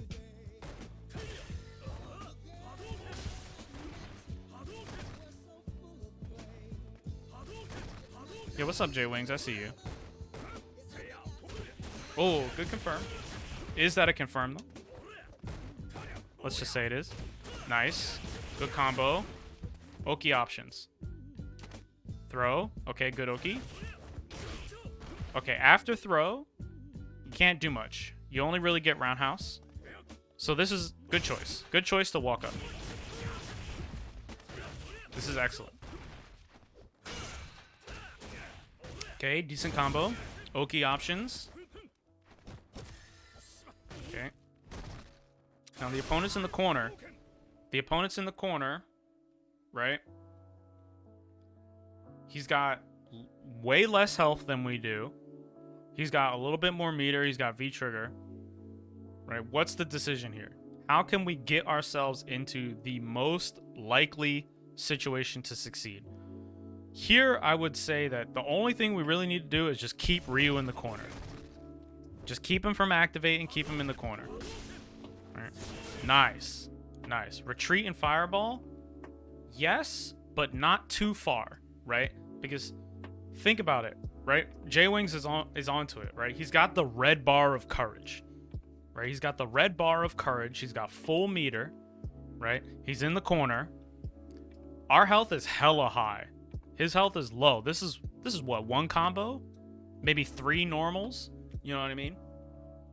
So think about, all right, what is enticing for Ryu to do, right? Let's use a little bit of our matchup knowledge, right? So he's in the corner. Firstly, he's going to want to get out. So maybe it's enticing to jump, enticing to move forward, right? He can't move backwards, of course. Secondly, he's got the red bar of courage.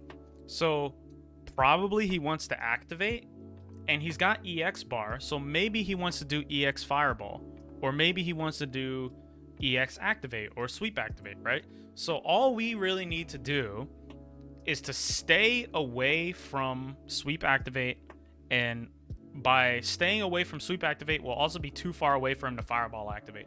So we just need to look for him moving forward in some way. So yeah, retreat and fireball, not that bad. You want to back up just enough. You probably want to back up to where my mouse cursor is right now. You want to back up probably just around here so that he can't easily jump out, and you can still kind of pester him. You could pester him with stand hard kick. You could pester him with fireball. You can pester him with a little bit of a scoot in, a little bit of a scoot out, right? That's like a really strong spot to be. That's a really strong spot to be because all of his potential options are pretty shitty, right? Because he can't walk backwards. So you can poke him and he can't retreat, right? So he can't whiff punish unless you made a major mistake, right? He can't whiff punish. So he can only counter poke you or poke you. And if he goes to poke at you, you control the spacing. So yeah, there's a little bit of... No, it's me. It's me. my apologies. I don't know, my ISP hates me. I mean, I love Comcast. Comcast is great. They never did anything wrong. So anyway, if he wants to poke you, right? He can't walk backwards. You control the spacing. So not only can he not whiff punish you, but you can make all of his pokes miss. Right? You can make all of his pokes miss. So really the only option he has is to counter poke you when you move forward. So he's limited. Right? He could jump out, but you're in a position to AA him if you just lurk right here, right? If you lurk around right here, you could scoot up a little bit, right? You could bait him with minimal risk. And if he tries to jump, you're still in position to down fierce or to DP. And you could still use your fireball, right? So all you really need to do is just cage him in the corner to take advantage of the situation. All you really need to do is just keep him caged in the corner. So yeah, that's a good idea, right? Here, you let him walk out for a little bit free. You back up just a little bit too far, but it's still fine. Still fine, right? Look at that. Sweep activate. Sweep. Why did he sweep? The red bar of courage, right? We know by checking the resources, the health, the stun, V-trigger, right? All these resources, even the time is a resource. These are going to affect what is most enticing for a player to do, right? So without V-trigger, sweep it's an okay normal. It goes far. It can crush counter. It can punish people for standing up, right? But when he has the red bar of courage, sweep is fucking lit because you get to activate, you get Denjin fireball. That shit goes, that's so cool, right? So the resources, because he has the red bar of courage, is going to influence what is more enticing for him to go for, because now you get way more reward for doing sweep as Ryu, right? This is something to think about. All right, look at that. That's also a V-trigger activate button, right? Crush counters, excellent anti-air, right? This is what you want. This is what you want. You are so far ahead of him with this health. He has to do something. You don't got to do shit. Now, you can do shit. Like, you can still be aggressive if you want. But really, you don't have to do anything. Because this, as the time ticks down, the more you're winning, right? He, with the lower health, he has to take some sort of dangerous action to come towards you. And because he has to take a shitty option, you're in a situation to exploit that, right? You don't gotta do shit. It's all up to him. So this is an excellent choice. Here, as a minor thing, you could probably do heavy uppercut, right? Medium uppercut is a good choice regardless, right? It's the best one to AA with. But heavy uppercut probably would have killed him here. If you can get away with heavy DP, you want a heavy DP as a general rule of thumb. But medium is a good choice right here. The second good thing that happened here is the crouching uppercut, right? Using this input shortcut, I can see you put in this input shortcut. You do down, back, down, forward. You're doing down, forward, down, forward. The reason that this is really nice is because it gives you so much more time to execute the uppercut because the opponent's not hitting you, right?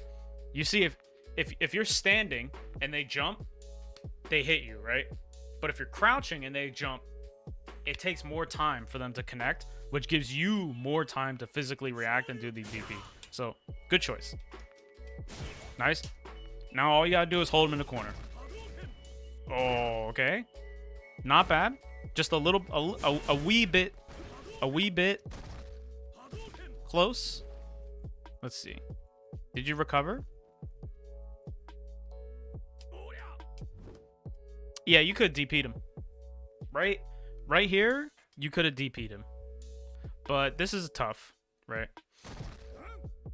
Does medium uppercut have the same or different frame data? Let's look.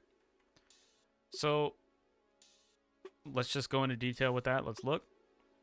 MDP, invincible to airborne strikes on frames 1 through 7. it has a 4-frame startup. Heavy uppercut is strike and projectile invincible from frames 3 to 6. So yeah, there's a difference, but if you can get away with it, you want to HDP. Maybe it depends. It does move him forward, but if generally as a rule of thumb, if you can get away with heavy uppercut, you want to do it because you get Oki and you get more damage, right? So all right, we're chilling, hella chilling, right? Boom. All we gotta do is wait for him to fuck up. Okay, he fucked up. Cool, it's cool. Look at how much health we have. He could throw us. He could hit us with 2 combos. We're still chilling, right? Boom, he fucks up again. This is a down fierce moment. Opportunity to down fierce right here. This is a game-losing decision for Ryu, right? So, boom, he gives the game away. Right here, you can just press down hard punch. Okay, blocking, all right. Chilling, that's punishable. That's punishable. Boom, right? Then he does hard punch. -9 on block. The target combo version of his hard punch is punishable. Here you could have did sweep, low forward, stand medium kick, stand medium punch, or heavy uppercut, and you would have punished him, I think. So right here is an opportunity to stand medium kick. This is just some matchup knowledge stuff. So that was another game-losing decision. That's a good way to pressure at the end of the round. Keep it safe, right? The reason you want to try to keep it safe and conservative like that is because your lead is so great. You really want to try to force him to make poor decisions. Okay. It's another good round start with the jump.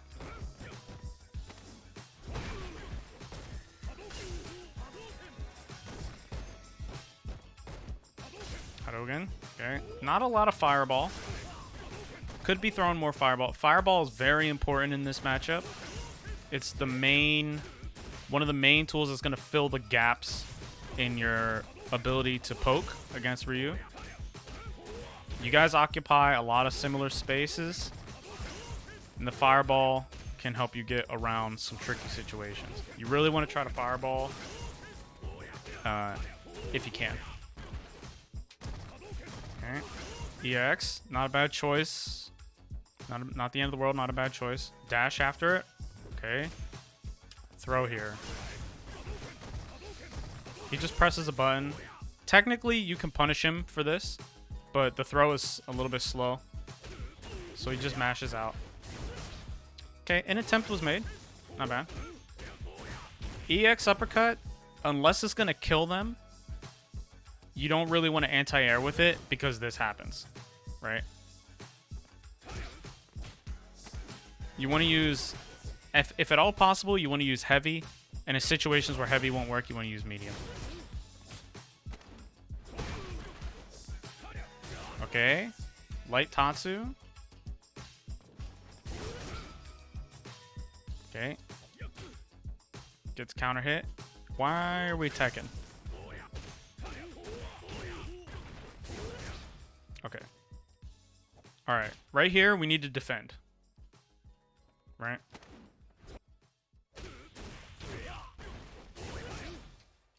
I guess you could say he's walking up.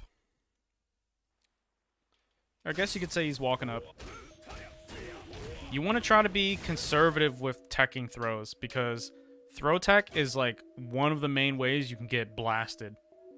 You only want to throw tech if it is absolutely necessary.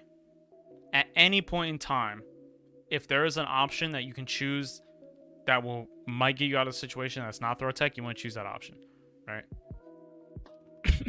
Okay. Sweep.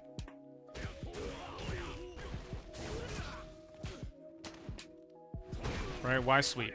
Does sweep get us into a situation we want to be in? Is sweep going to be an effective tool right here, right? Okay, low medium. Medium kick.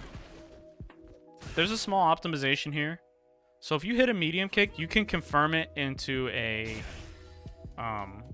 medium Tatsu. Or you can... Right here, you could have done a Fireball Activate. Right? You could have Fireball Activate. Yeah, medium Hurricane Kick or Fireball Activate. Fireball Activate is probably the most powerful choice here, because if you activate, your stun bar goes down, you get amazing damage, you get amazing Oki, right? So we just missed the activation opportunity here. Excuse me. Okay. Unfortunate. Okay, right here, we press the button. Why did we jump? Right? Gotta think. Okay, what is my game plan? What do I want to do? What's the situation I want to be in? Does this action assist me with that, right? This is a fatty counter hit. You could have did stand medium punch, heavy hurricane kick, or you could have did fireball activate, right? You could have did stand medium punch activate and taken them all the way to the corner. It could have been corner city, but we just jump, right?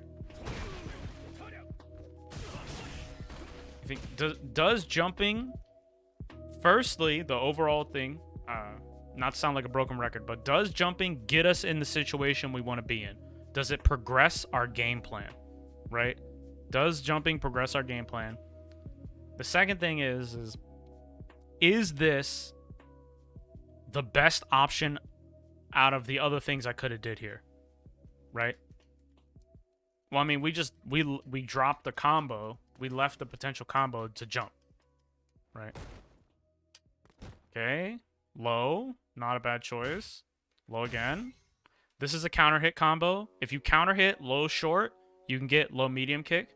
Right here, another confirm opportunity into V trigger. Okay, almost. Not bad. Almost. EX, okay. Roundhouse. He's neutral jumping a lot. Oh, good back throw. Ken's back throw is really amazing. If you can back throw the opponent to the corner, you want to do that as much as possible. This is a good back throw. Okay, combo city. Here, there's a slight optimization you can make with your combo. You can do down medium punch, target combo 1, fireball. Let me look that up.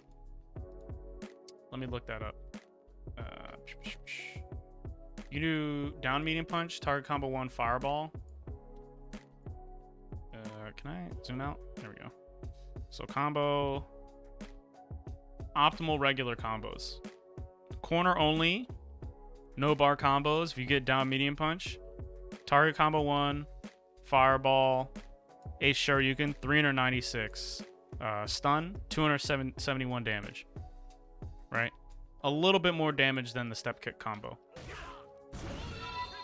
Yo, I see you, J-Wings. I appreciate that, man.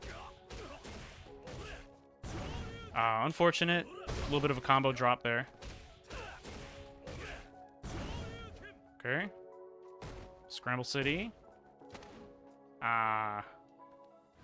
Attempted to interrupt the walk forward with down medium. Okay. Alright. Let's go back to the notes. So, round 1. Just gonna write down some stuff I see, right? So, very risky round start. Round 2, better round start. Getting thrown a lot. So we're getting thrown a lot. We're jumping a lot. Good corner. Decent corner control. And then round 3. Getting thrown. Here I'm going to say attempting to interrupt with a button. Interrupt, walk forward. Walk forward. Attempting to interrupt, walk forward with a button. And then We got some dropped. Suboptimal combos. Some dropped. Confirms. Excuse me. So, just from this replay, I think we want to see what we can do about our defense against tick throws, and we want to see what we can do about our combos. Furthermore, in general, I think we want to see what we can go about finding what we can do to go about finding a game plan that works for us, right? Because like I was saying earlier, is if you want to be like random, you can't truly be random. But if you want the guy to be on the back foot, if you want to be aggressive, if you want to be, you know, make him feel hesitant, you can do that in a way that doesn't put you in the dumpster if you fuck up, right? Okay, game 2. So again, a better round start. Ryu is neutral jumping a lot. Opponent getting away with neutral jumping. Opponent getting away with neutral jumps. Better round start. Okay, good round starts. Fireball, all right. Missed DP attempt. Those are just hard, right? But you gotta think. All right, I threw the fireball, right? The whole time this fireball is on the screen, what can happen? So Ryu, he could go through the fireball with a hurricane kick, he could throw his own fireball back, or he could jump, right? He could also block. That's 4 things that could happen, right? He could block it, he could throw his own fireball back, he could jump in some way, or he could go through it with medium kick, right? That's all we got to be ready for, right? So why did we not just input a buffer for DP, right? Just input the command and then wait and see if the button is coming, right? Because we know what the options are here, right? We threw the fireball. We know what to expect. We put the game in that state, right? So right here, you want to be ready to DP because there's not really much else you need to be ready for, right? I mean, you're so far away that his jump normal misses, right? Like, this is prime. Oh, he should have ate a fierce Shuryu to the face, right? Okay. Okay. Confirmed chance right here. A little bit of an optimization. If you hit them with hard kick, sometimes you can be pretty far away, but you want to try to think, okay, can I do standing medium kick target combo, or do I have to do sweep, right? If you can hit this low medium kick here, you could also hit your standing medium kick, right? If you hit that low medium kick there, you could also hit your standing medium kick. Excuse me. So just a little bit of a combo optimization we could have had. Okay, good attempt. This is good. So you throw the fireball, right? Boom, he jumps. Oh shit, he jumped. I'm gonna try to DP. You start to try to put it in. You could have DP'd him, just messed it up, but that was still good. Good idea. Okay, roundhouse. Alright. Alright, he whiffs. This is kind of hard to react to. Roundhouse.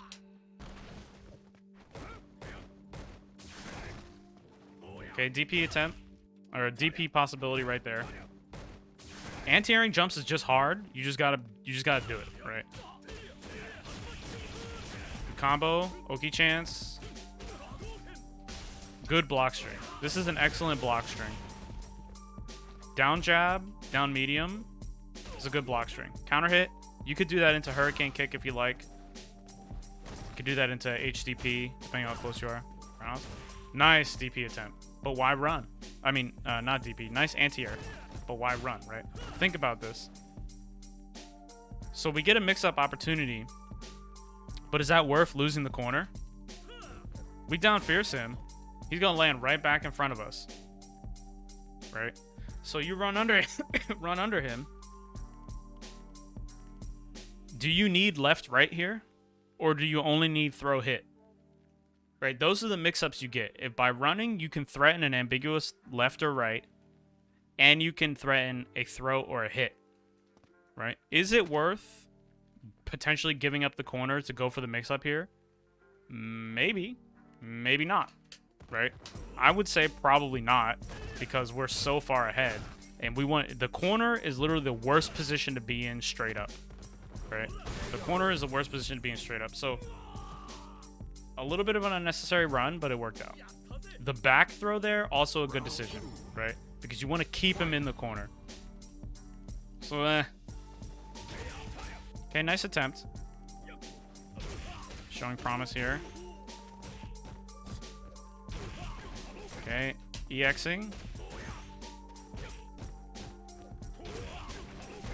Okay, fireball.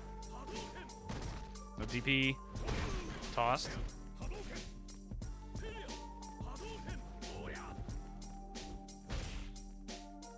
Hadouken. Okay, combo city. Okazumi, but no follow-up. Potential follow-up. Okay, so let's write some stuff down here. So game 2, round 1, better start. Round 2, lack of AAs. Some dropped confirms. This is punishable. He fails to punish. Okay, decent activation. When you activate with Ken, you always want to activate off of a fireball. This is plus 14 on block. This is great. If you can do EX, EX will give you plus 21. Even better. Okay. Alright. Shmi X. Okay, decent. EX. Get caught walking forward. This is a walk forward throw attempt. This is a walk forward throw attempt. He's just trying to do... he's probably trying to do EX again, maybe. Okay, he activates. DP chance. This is a game-losing situation for him. Right? Right here, this is light. Now, this is a little bit tricky, but you could have did light DP, heavy DP, or light DP, EX DP, and he would have died. Okay. Throw tech. This is an appropriate time to throw tech. Generally, in this match, you're throw teching a little bit much. But this is a good time to throw tech. Because if you get thrown here, you will die. Right? So this is like a really fucked up situation to be in. This is really tough to deal with. But this is a decent throw tech. Oh, anti-air chance. Unfortunate. Just a little bit slow, I think. Yeah, you had the right idea. Just fucked it up.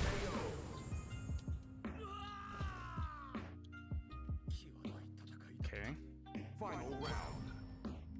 Fight. AA chance. You tech there? Okay. Tick throws. Yo, look at Ken's face. Yo, I see you, Groove. I got you. I got you. Now, one of the main ways it seems like Ken is taking damage here is from tick throws. Right? Getting tick thrown or just getting tossed after blocking something. Now, there are ways to deal with tick throw that's not press a button and throw tech. Right? You don't have to contest. You can evade. One of the things I want to highlight about teching throw here is right here, you don't need to tech. Right? You don't need to press here. So boom, you tech right here. Because he's done that before. He's done jump in throw, so you tech. And then he walks up and you attempt to press a button to interrupt him, right? Why not walk backwards? Right? One of the things we can do here is we can walk backwards. We don't have to contest, we can evade. But also, getting thrown here is not the end of the world. Because if he throws you, he has no good follow-ups. Right? He gets to touch you with one button, and that's it. The pressure is now over. So it's back to neutral, right? If you did a throw tech and he shimmied you, you could have took like 270 damage, right? So not really a lot of reason to throw tech here. Okay, misconfirms. So, so let's see. This is round 3. So we're going round 3. Misconfirms. Misconfirms. Still attempting to interrupt.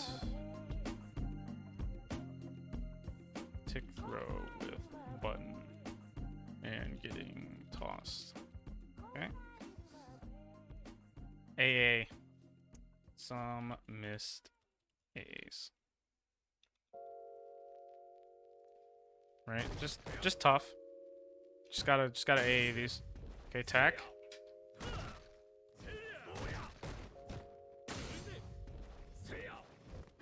Okay. Misconfirms. Roundhouse, why roundhouse? Right? So why fierce? Why roundhouse? Right? And I say why is what I'm trying to point out is, does this get you to the situation you want? Right? Think about this choice. Like the whole winning in Street Fighter is a result of putting yourself in situations where you have more potential good options than the opponent has. Right? You could do that a lot of ways.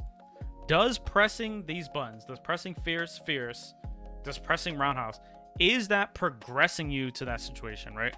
Are we thinking or are we guessing? Right? Are we just hoping it works or are we making it work? Right? Ideally, you want to be making it work. You want to try to push yourself into situations. You want to try to push yourself into situations where you're going to have more good options than them. Right?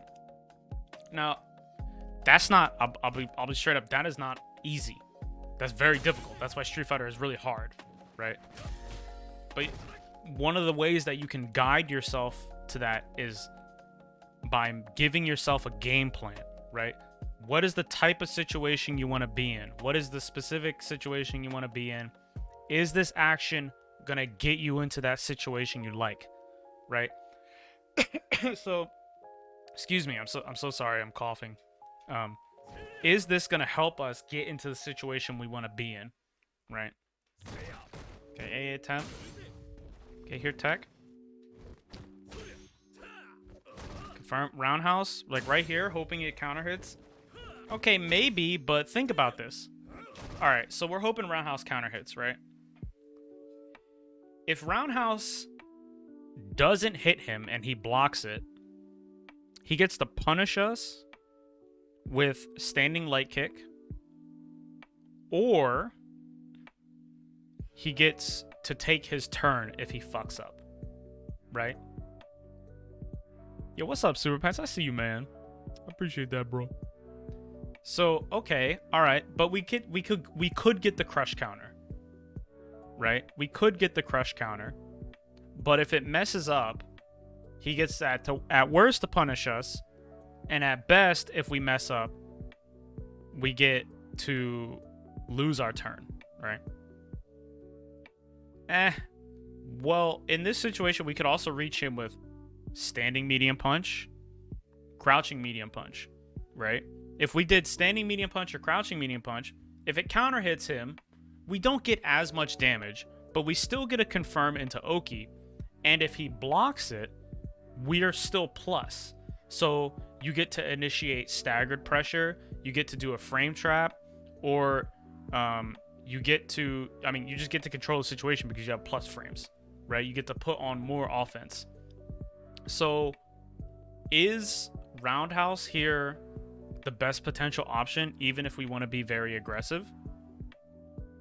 Probably not, because the potential negative consequences of roundhouse outweigh the potential positive consequences of it.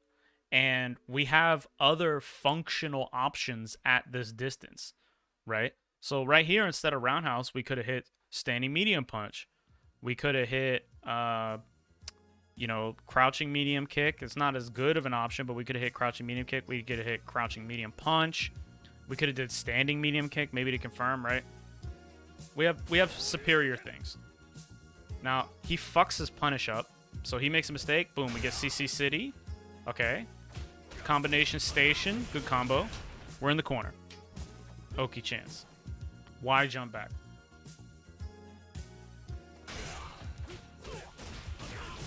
Similar to the roundhouse, right? Similar to roundhouse. What's our options right here? Right, so we knock him down. Let's forget about the Oki. Let's forget about the technical stuff, right? Let's forget about frame kills and meaties, right? We want to, let's just say we want to bait him, right? We think he's going to mash out. We think he's going to DP again, right? Okay. If we crouch, we can block it, but he might be able to throw. If we walk backwards, right? If we walk backwards, we'll still block a DP, and we'll make him whiff a throw, but he might be able to go low, right? Now, he's got the red bar of courage. He might just actually sweep. So, if we're afraid of him mashing out, we think he might do DP, we think he might sweep, probably just crouch in front of him, right? If he throws us, you know, not really a big deal, right? We might get thrown into the corner. So I would say probably the best things to go for here, the things that are going to turn up the most for us, is probably just walk back or crouch in place. If we jump here, right? He can just anti-air us, and we super duper let him out of the corner, right? It just so happens that he goes for this, which is like, okay, right? I mean, even if this is a misinput, right? The idea is still there. Like, so if we neutral jump, you never want to neutral jump on someone in the corner unless the attack you're coming down with is meaty and they're not a Shoto. If you neutral jump, like, okay, so if you try to neutral jump or even jump back, you get anti-aired on reaction for free, right? If you neutral jump or you jump back, Ryu just delays, DPs you, right? Okay, jump back in the corner. This is a really popular option you see people do. Jump back in the corner because you get access to jump roundhouse. Here, it's kind of tough because you miss the roundhouse, so he punishes you. But you can DP these. Okay, anti-air chance. Punish chance. This is a hard punish because, like, alright, what's he gonna do? Activate? This is rough. Huh. Not that bad. You press sweep, just missed it. Okay, fireball. At this distance, right? At this distance, right? We threw the fireball. What can he do?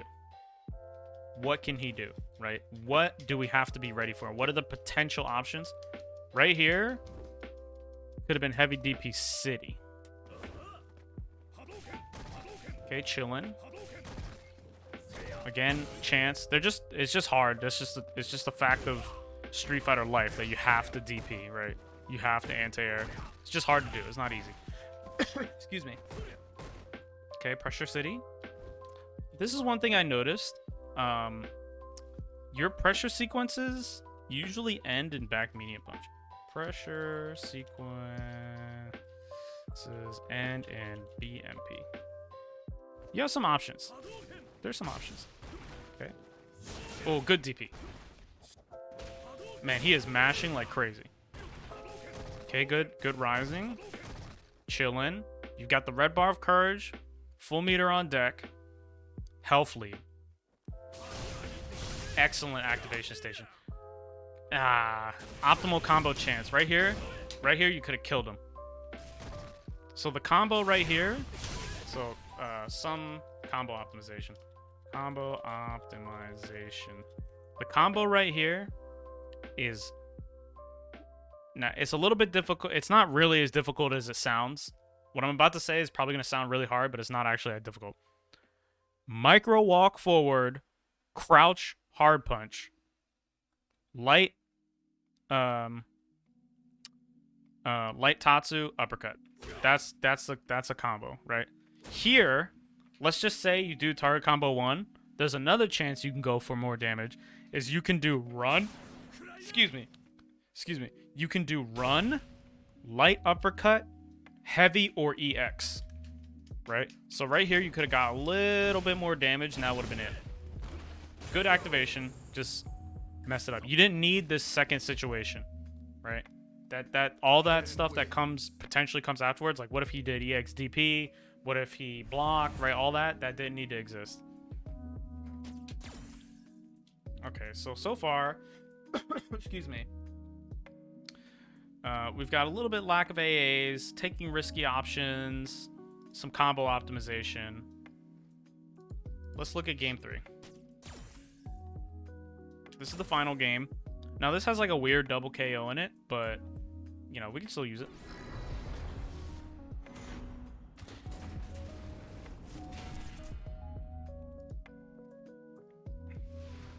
Oh, I want to write down general game plan stuff. Round 1. And then after this, Fight. we'll go into training mode and we'll talk about all the things we could actually do, right? So after we finish watching this replay, we can go into general game plan and sequences to follow through. We can go into training mode and I'll try to demonstrate all the stuff I'm talking about. Excuse me, I don't know why I'm coughing so much. Okay, again, we already talked about this. We already talked about this, right? Again. So let me actually break this down and explain how you can do something similar but still be safe. Like, you can do something strategically similar but not hang yourself, right? All right. We want to be aggressive. We want to test the opponent's reactions, and potentially we want to hit them in the fucking face, right? This is what we want. We want to be aggressive. We want to test his reactions, and we want to duff him in the face. How do we get these 3 things, right? All right, cool. We dash forward. That's the risk. Let's just say we dash forward, right?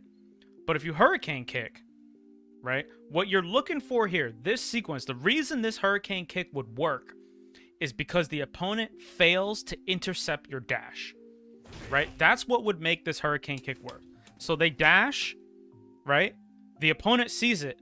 They say, oh shit, he's dashing at me. What am I going to do? Am I going to hit jab? Am I going to try medium punch? Or am I going to try to throw him? That's common ways to deal with a dash, right? You'll see people throw, you'll see people hit jab, and maybe you'll see them hit a medium button, right? If he fails to do any of those things at the right timing, this Tatsu will eat him alive, right? Excuse me. So the idea is we want to exploit his inability to react to dash. Why not dash up, light punch? Literally all the same things, right? Or dash up, crouch medium punch. Literally does all of the same things. And if for some reason they don't get hit by it, we're plus, right? We're amazingly plus. We got that fatty +2. We can then continue our pressure with a frame trap, or we could stagger them, right? Or we could even go for a bait if we think they're going to do something unsafe, right? So you can execute the same type of strategy, but you don't have to hang yourself to do it, right? Just the minor difference is like, oh, I can dash up and press jab, right? And the jab has way more positive outcomes than the hurricane kick. Because even if hurricane kick hits them, right? Say this works. They fail to react to our dash. We punish their attempt to intercept us with the 3-frame.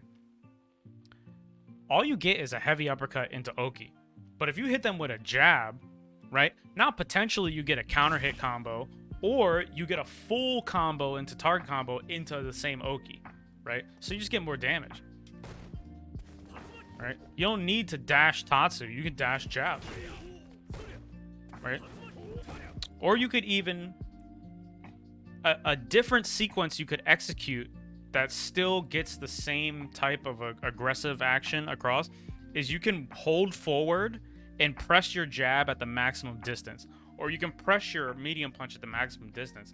You can touch them and then stagger again. Just touch them at the tip and then just walk, touch, walk, touch, walk, touch, walk. right? And if they, if they try to squirm out, or if they fuck up trying to intercept you, if they try to press jab to stop you from walking forward, or they try to press any button to contest you, you can still frame trap them, right? So it's a similar sequence that accomplishes the same goal, but it sets you up for a better situation because you're not risking your neck by doing one of the most punishable moves in the game, right? Excuse me. Now, to add on furthermore, if you had done dash jab right here, you still would have had time to DP him. Right. But again, to talk about what we were doing earlier, you generally, at round start, it's really, really hard to surprise someone because of how far away you are, right? So right here, probably a better option is just walk forward. Now, there's something we can also see here is no read. So risky round start, no read. No read on neutral jump. What I mean here is this Ryu player has neutral jumped at round start almost every single time. All right, and this is some information that gets missed. All right, you gotta think. Okay, I have my game plan, right? This is what I want to do. This is what I want to do. This is the type of situation I want to be in. How can I get here? Right? Well, I could do this, right? I know the things that can go to my game plan, you say, right? But also, the opponent is doing the same thing. And they're doing stuff that you can observe and abuse, right? Even though that sounds a little bit obvious, but that is like one of the most important things in the game, is you can observe and abuse. So, without getting into like, the depth of the psychology of it or like conditioning the opponent, the main thing you just want to remember is that your opponent is doing things you can observe and abuse. So if you see them do something, try to remember the exact situation and circumstance it happened in, right? So, okay, the round started, he neutral jumped, right? Just, okay, he round started, neutral. Oh, I saw it again. He round started, he neutral jumped. Maybe he'll neutral jump next round start. So you could prepare for that. Like, okay, I know that if I did walk forward medium kick or I did dash forward heavy uppercut, I can punish neutral jump and I can still be aggressive. So you could take actions that exploit what he's going to do and feed into what you want to get, right? As you become more familiar with the game and more familiar with the characters and how people play the game and how you like to play the game, observing and abusing actions is going to get way easier, right? Your memory, so to speak, is going to get way easier. So if that sounds like really difficult, like how am I supposed to watch everything he does in every situation and then remember it? Like it gets easier the more experienced you are. And also, you don't need to remember literally everything. You only need to pick a few key situations, right? You only really need to remember 2 or 3 situations that you want to try to abuse them to like really just decimate somebody. Excuse me, or to be in their head, so to speak. I'm so sorry for coughing and the connection. Please excuse me. Okay, anti-air attempt. Or, I mean, anti-air possibility. I'm sorry. A chance. Okay, the eye drop. You see this a lot. People will whiff throw and they'll press a button. If you see them whiff throw, generally you kind of want to press jab, but you want to be careful because this is a really common thing to do. People will do this all the time, right? Like here you press a medium punch, just a little bit slow. I would say probably if you see them whiff throw, try to choose a fast button because, most people are going to press a button after throw. Okay.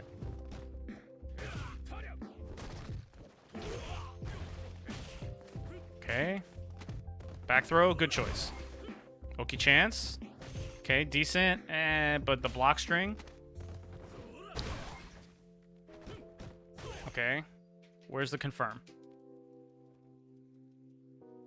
Alright. So we want to, again, when you press an attack, right? When you take any action, you want it to feed into your game plan. You're pursuing a certain situation, right? You should be ready for the results of that, right? You should have the sequence kind of practiced and be prepared for what happens. So if we're attempting to touch the opponent, yeah, right? If you're attempting to touch the opponent, you should be ready. So you go for the M Tatsu here, which is alright, but you really want to be ready. You want to be planned ahead. And then the second thing I want to point out here is that this block string, it hits him, right? But you're giving up by doing crouching medium kick, you're giving up your potential to continue frame trapping him afterwards, and you're giving up your potential to stagger pressure him. Excuse me. Now, there's an argument that could be made for trying to attack him low, right?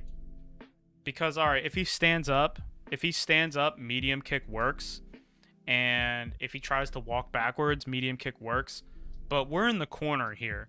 And there's not really a super high amount of evidence that Ryu is going to walk backwards in general anyway, right? So right here, you probably want to choose a plus button. At any point in time, if possible, you want to end your block strings with a plus button.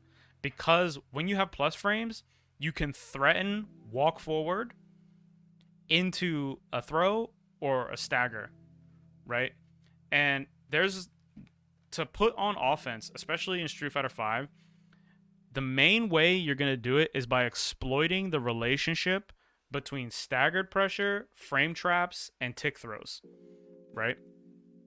So the defensive option to defend against any of these three, right? To defend against stagger pressure, to defend against tick throw, and to defend against frame trap, the option you take can be exploited by the other two types of offense, right? So here, you frame trap him, he gets hit, right?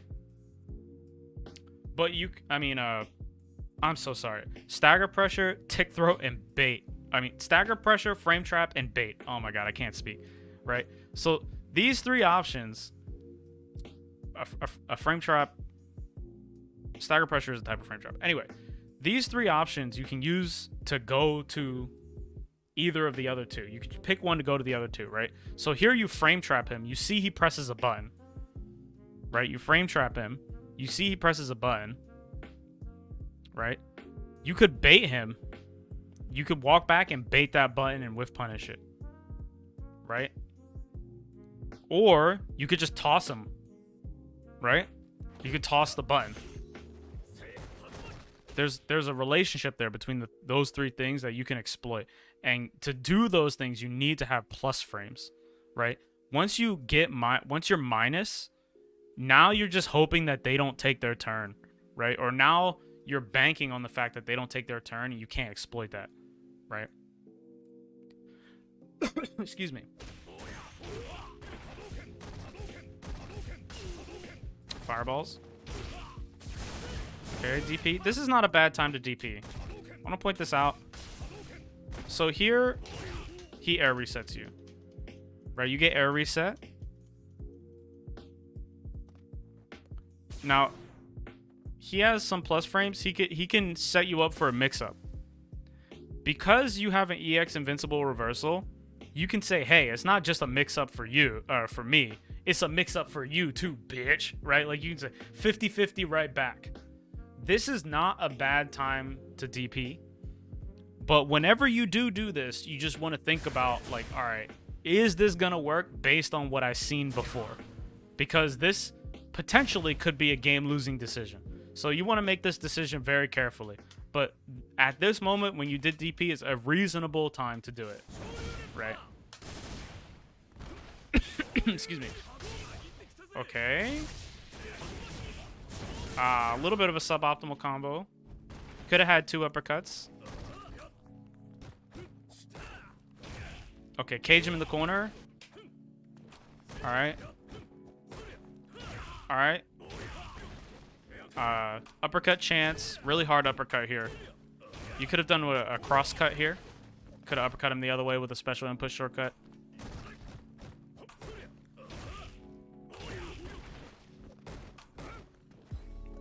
Okay, he gets away. Red bar of courage. All right, he's pressing. At this point, I think it's fair to say we should know that he's gonna press. Pretty much almost any time during this whole set, Ryu is fucking mashing, right? Anti-air chimp. So we could make a read here, right? Okay, anti-air chance. Oh, risky jump. Potentially game-ending jump. All right. Ooh. Ah, okay. So you DP. If you had done EX, you would have went through. Probably just an input error. But still, right? Excuse me. I'm so sorry for coughing so much. Okay, here, Ryu makes the second worst decision in the game. Do we get a DP? Okay. Here again, we give up our chances. Short, right? You could confirm this, but remember the short is minus on block, right? Okay. DP chance.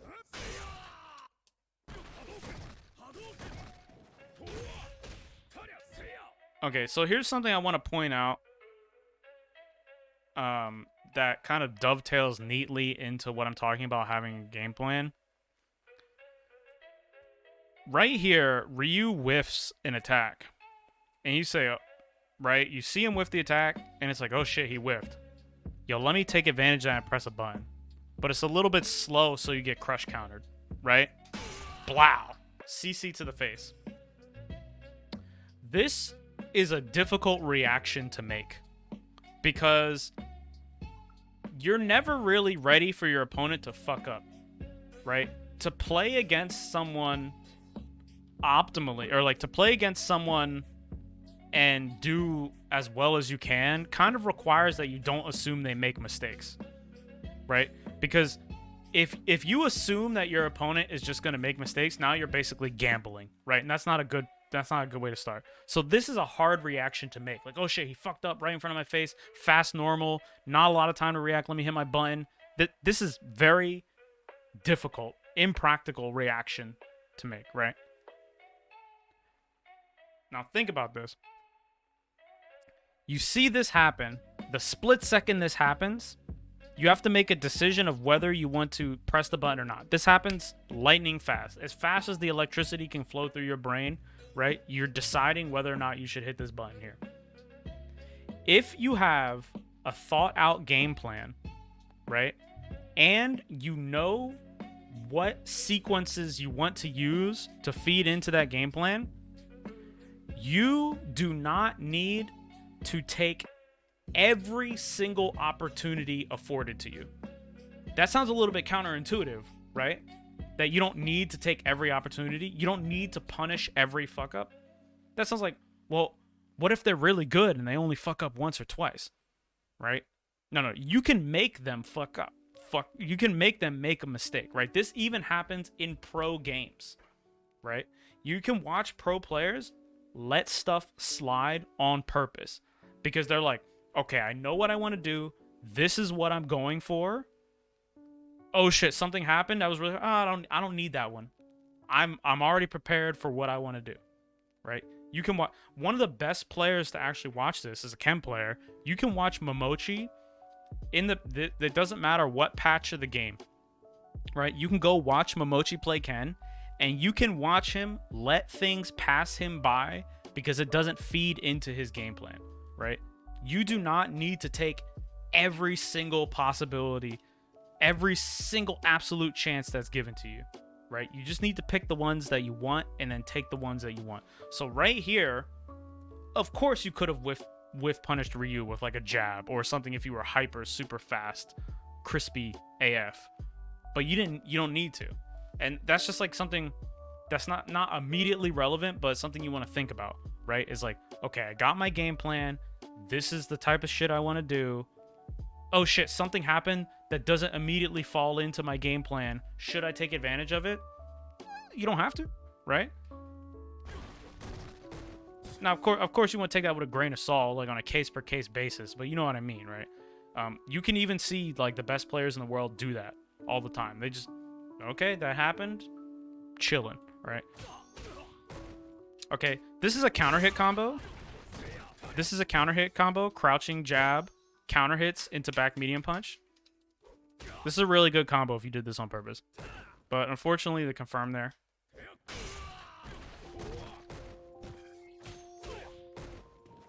Okay. Jumperooski. Okay. All right. Why press a button here, right? Are we trying to DP? Maybe. We're pressing the buttons, but we're not doing directions. Okay, Tatsu. Shoryuken. All right, we're fully loaded. Ooh, button. Where's the confirm? What are we looking for? What are we looking for? The purpose behind this button. Did we just want to touch him?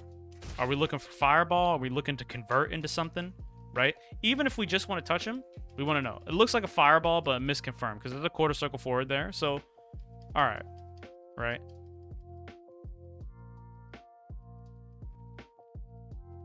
Oh, you were teching here. I see. Looking for the knockdown. Right? Okay. So that's some matchup knowledge stuff. Well, now we know. Right? Now we know. Right? Now we know. This don't knock down. Right, now we know. That don't knock down.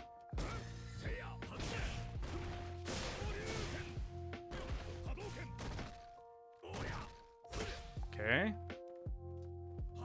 Still Chansu. This game is fully recoverable. You only need 2 hits, so... Oh, a little bit late. A little bit late. So I want to put down... So sorry here. I want to put down punishes. Some matchup knowledge stuff. And then confirms. Let's go back up to the top. Unsafe moves. We see a run, jumps. A lot of this feeds into the game plan stuff. Right. If we don't have an ideal plan and we're just freestyling, we're gonna do a lot of things that don't go together. Right? We're gonna do a lot of things that don't support each other. Okay, here, this is tough, but you could have DP'd him. Right here, if you miss a throw, right? If you miss a throw and they jump, just mash out DP. Just do DP. Right? If you have time to block, you got time to DP him. Also, if you try to throw someone on wake up and they jump, be prepared to DP. This is a really common situation. You have time to anti-air the shit out of him here. This is one of the strengths of Shoto's. I mean, every character can do this, but because you have the best anti-air in the game, you can more easily do this. Okay, chillin'. Again, the walk up. The walk up. All right. So, tick throws. Dealing with tick throws. Confirms. Dealing with tick. All right. So let's look. Let's look here. First, let's save this. Save as to desktop. This is Soda Bro 2 versus Kakarot. Ryu can replay. All right. So, okay. So mad you can't beat that guy. All right. Well, that's reasonable, right? If you watch the replay or you play against someone and you're like, fuck, this guy sucks, right? Why didn't I beat him? That's okay. Like, it is absolutely okay and constructive to be salty. It's about what you do with it, right? Just remember, being salty is not a reason to be a cunt, right? Being salty is not a reason to be like a child, but it's okay to be salty. I think a lot of people get tight and like upset with themselves because they do get salty, but it's fine, right? It's just about what you do with it, right? So as long as you didn't message him like, oh, he's like, oh, somebody added me on Steam, and then you suck. I have 420 confirmed kills. I'm a CIA operative. You're fucking blah blah, right? Like as long as you didn't do that, that's fine. All right, use that sensation to motivate you to research the Ryu matchup. All right, so let's look at this, and then let's go over some recommendations, some practical stuff we can do. Okay, like Tatsu at round star after dash. This goes with unsafe moves, right? Lots of jumps. This also goes with unsafe moves. Tossed, tick throw defense go together. A lot of crush counters. This is gonna go with general game plan stuff in the corner. All right, so we got kind of 3 general things. All of this is gonna go under a general game plan and sequences, right? So I've been talking about this a lot. So we're just gonna write this down, and I'm pretty sure you can already follow where I'm gonna go with this. One recommendation I would have is construct a general game plan and find sequences that lead into it. All right. So to practice this, what we're gonna need to do is we need to think of a situation you want to be in during any given match, right? So this is going to depend on the matchup a little bit, but you want to think of a situation you want to be in, right? Find ways you can get into that situation while maximizing your potential good options and minimizing your potential bad options / bad outcomes. Potential good options / outcomes. You just want to think about this, right? So let me demonstrate an example of this, okay? So there's a lot we can do, right? We can be defensive, far away. We can use fireball, uppercut, right? We can be offensive. We can be close, right? We can take to the air. We can use different types of mix-ups. We can throw. We can do throws. We can do shimmies. We can do staggered pressure, right? We can do a lot of that. First thing is first. This is the easiest part. Pick a situation you want to be in, right? This could be, I want to be this distance from Ryu. It could be, I want my fireball on the screen. It could be, I want to land this combo, or I want to be in this Oki situation, right? Just pick a situation you like, right? Or an idea of situations you like. Like, okay, I want to be aggressive, or I want to be defensive. I want to win by timeout. I want to dizzy the opponent. Just pick something, right? So here's an example. I just want to hit this combo, right? I just want to land this combo, right? Okay, so to get this combo, I need to start with my down medium punch, right? This combo requires I start with my down medium punch. All right, to get into this, I need to hit them with this, right? So I probably don't really want to worry about my fireball. I don't want to worry about really walking backwards a lot. I probably don't even want to worry about jumping, because this is not down medium punch. So already a bunch of options are not on the table, right? So to get my down medium punch, I got to get close. All right, how do I get close? I guess I could jump, but that's really risky. I guess I could dash. That's also kind of risky. So I probably want to walk, right? What are some ways I can make walking easier on myself? Well, I can walk up and stagger. I can do this, right? Okay. I could walk all the way in, but that's risky. I could walk in and out, but that won't let me land the combo. I'll be too far away. So probably I just want to do this, and then walk all the way in, because these go together, right? Think about this. The opponent is watching me. They're trying to figure out what I'm doing, right? And they're trying to figure out how they can respond to it. So if I do this from the tip, right? I could get the guy to block, right? If he blocks, all right, cool. Now I can walk all the way up, and I'm mad close, right?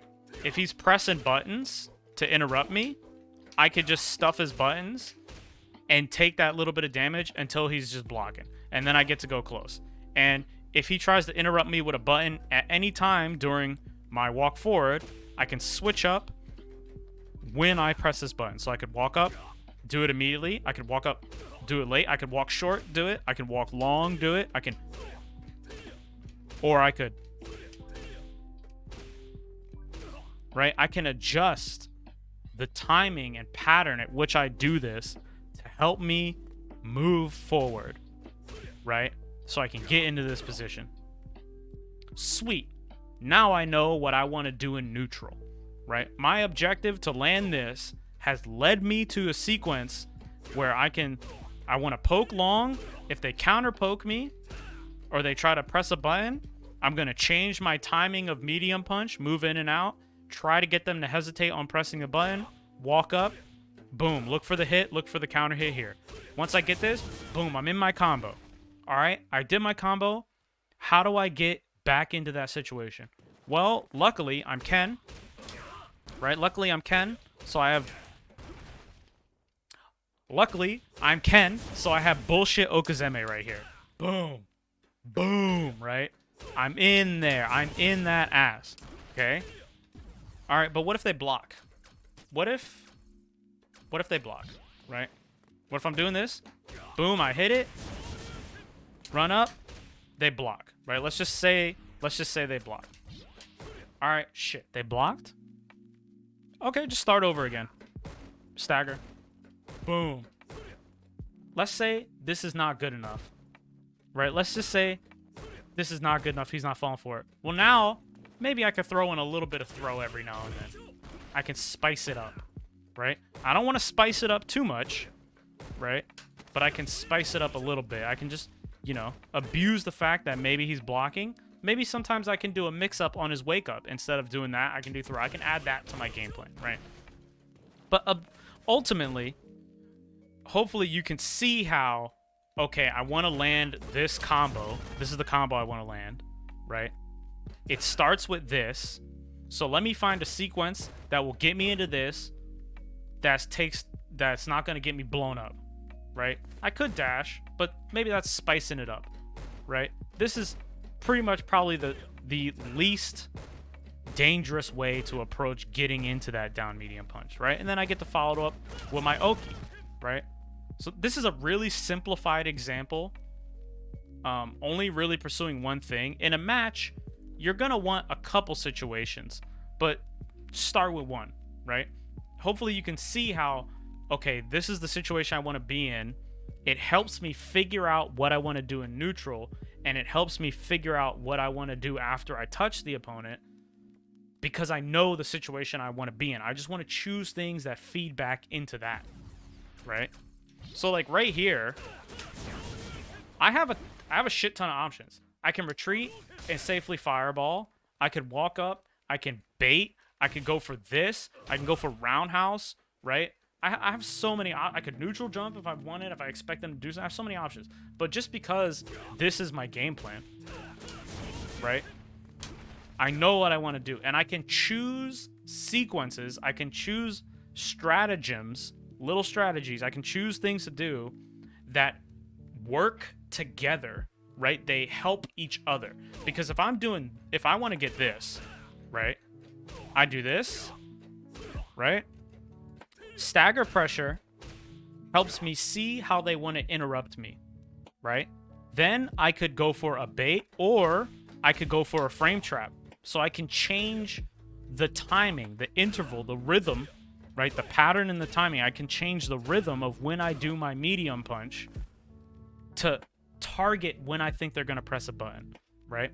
If they walk backwards, sweet, I just get to keep staggering them, right? And if they sit still, even better, I get to press my medium punch hella close, right? And then if I want to spice that up, sometimes I could dash, sometimes I can cash out with a throw, right? But these things, they help each other, right? They go together. And the reason that I'm able to find these things so easily, or I'm able to find these things at all, is really because I have a target situation I want to be in, right? This is going to help me organize my options and give me powerful things to do, right? I'm setting myself up for success by choosing these things to do, right? All because I have a simple game plan. I know what situation I want to be in. This also helps me cut things off the table, right? Like, it's very easy to scramble yourself into a confusion, right? So if you're just like, oh, I want to be surprising, I want to be random, I want to make them not know what I'm doing, you can do that cleverly with a plan and a constructed set of actions that help each other, right? You can make him not know when you're going to throw. You can make him not know when you're going to stagger. He'd be like, oh, this offense is so random, I can't get a read. You can do that without hanging yourself, right? But if you just do stuff and get yourself into... You're not going to have anything that goes together, and you're going to risk confusing yourself as much as you confuse the other guy, and now you're just gambling, right? So we want a game plan. That's like a very simplified idea of what you want, but that's the process you want to go through. You want to go into training mode and simulate a situation, right? Use the training mode to simulate a situation. Like, okay, this is what I want to get, right? These are ways I get it. You can literally do that with anything, right? Like, I'm not going to go through it here because I don't want to waste your time, right? But you could do that with dashing, right? Or even jumping. You could be like, okay, I want to jump or dash at my opponent. What are ways I can set up enabling jumping or dashing, right? Have you ever heard people say like, oh, if you focus on the ground game too much, it gets really hard to anti-air. That's why pro players get jumped at, right? You could literally make that your strategy if you wanted. That's what dive kick characters do, right? Characters who can dive kick, like Cammy, she gets away with hella jump-ins because she's using her dive kick, her air mobility, her great ground normals to set herself up for that, right? So you can just pick something you want to be, a situation you want to get in, go into training mode, explore how to get that, right? So go into training mode and execute and explore the situation you want to be in. Execute and explore ways, actions, and sequences of actions that can help you get into that situation. All right. And I recommend just starting with one. Just start with one. Start with one. And then when you get comfortable with that, you can add on another one and another one. And eventually, whenever you play a match, you'll be like, okay, this is my matchup knowledge. These are the situations I like. Let me formulate a strategy here, and it just all happens naturally. But just start with one. Even though it seems a little bit extreme, you might be like, oh, that would just make me really predictable, wouldn't it? Yes, but eventually you're going to have a lot of things going at once, right? All right, this is the second thing here. In the corner, we can worry about this later. Right now. Let's talk about defense against tick throws. So, set the training, find ways to defend against tick throw that are not contesting. So, all right. Ryu, right? Ryu. He was tick throwing you a lot. there's some ways you can defend against this that aren't contesting, right? So Ryu is doing this, right? He's doing staggers, and he's walking up, and he's throwing you. So here's how Ryu's offense is gonna work, right? He's using tick throw, right? He's using stagger, bait, and frame trap. Okay, these are the three things he's using. So he does this, he throws you. You say, oh shit, he's throwing me. He could do this, then bait you. Ah, fuck, I whiffed my throw. Get crush counter, right? Or he could do this and then do it again. And he's like, oh shit, he counter hit me, right? You are just as in control of this situation as Ryu is, right? Because he can trap you, right? He can pursue you, or he can bait you, right? So he can trap you, he can pursue you, or he can bait you, right? But you, right? You can contest him, you can evade him, or you could wait him out, right? And the options that you were choosing more often than not was just contest, right? You want to mix in evasive actions and waiting them out. If you get thrown in the middle of the screen, it's not the end of the world because the opponent gets a really shitty follow-up. So a lot of times, you can just let them throw you and then walk away, right?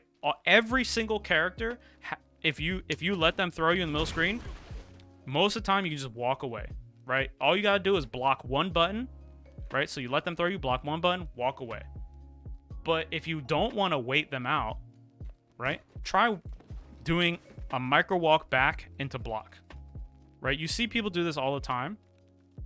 So you block their button, hold back, and then tap back, and then go back to down back, right? If you do it right, it's gonna look like you're teabagging them, right? You want to do this. What this will do is if they decide to frame trap you, you'll be blocking the button, but if they throw you, you'll have inched yourself away, right? Because an important thing to note here is that to throw you, right, they need to advance, right? Ryu is gonna need you either to stay perfectly still or he's going to need to advance. So if you can manipulate that space, right, and just that tiny step backwards, is gonna make it really hard for you to throw him, right? So check this out. Oh, he slipped out, right? Oh, he blocked. Oh, he slipped out. You see that? Now, of course, you want to time this properly because the opponent could just like, oh, long walk, right? But you have options that aren't contest. Furthermore, you can also backdash throws. So if someone does tick throw and you say, ah, not this shit again, right? Fucking, I hate when people tick throw me. When you see this, you could backdash too. Now, but remember, backdash is risky, right? Backdash is kind of risky because if you do backdash, they can try to crush counter you or they can air reset you out of the air. But it's still better than, you know, just getting sat there. You have options to mix up between, right? So as Ryu puts on that offense, he goes, okay, I think he's going to sit still this time. I'm going to throw.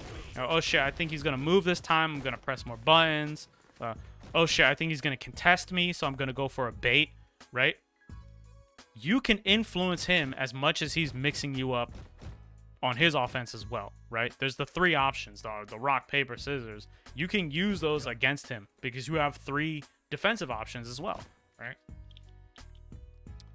So let's see.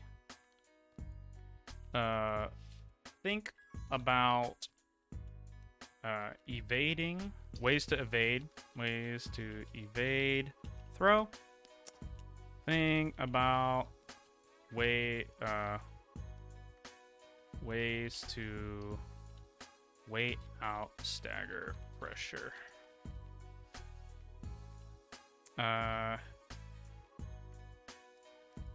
So this is gonna go up here. This goes up here. So now we're gonna go into training mode, right? Go into training mode.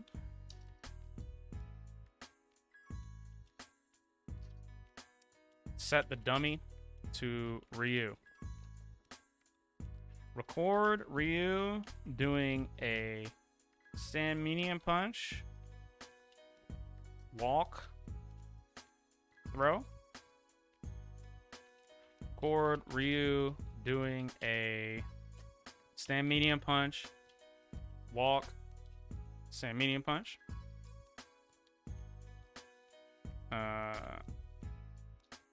Crouch medium kick. So make him do crouch medium kick. Okay.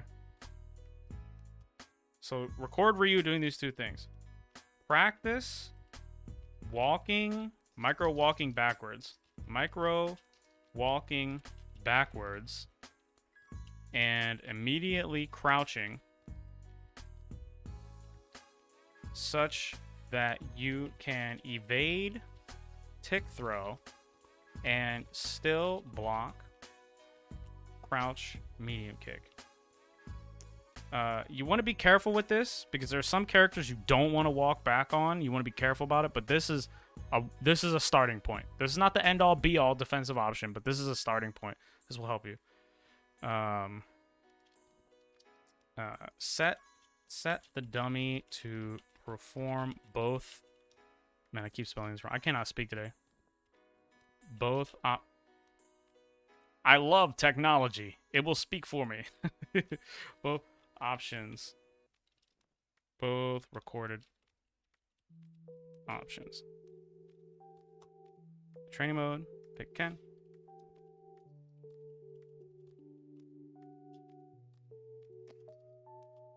Boom. So here's what you're gonna do. You're gonna get the dummy. Right? You're gonna make him do this. Alright, you're gonna make him do this. Oops. Oh my god. Boom. Bow. Walk up.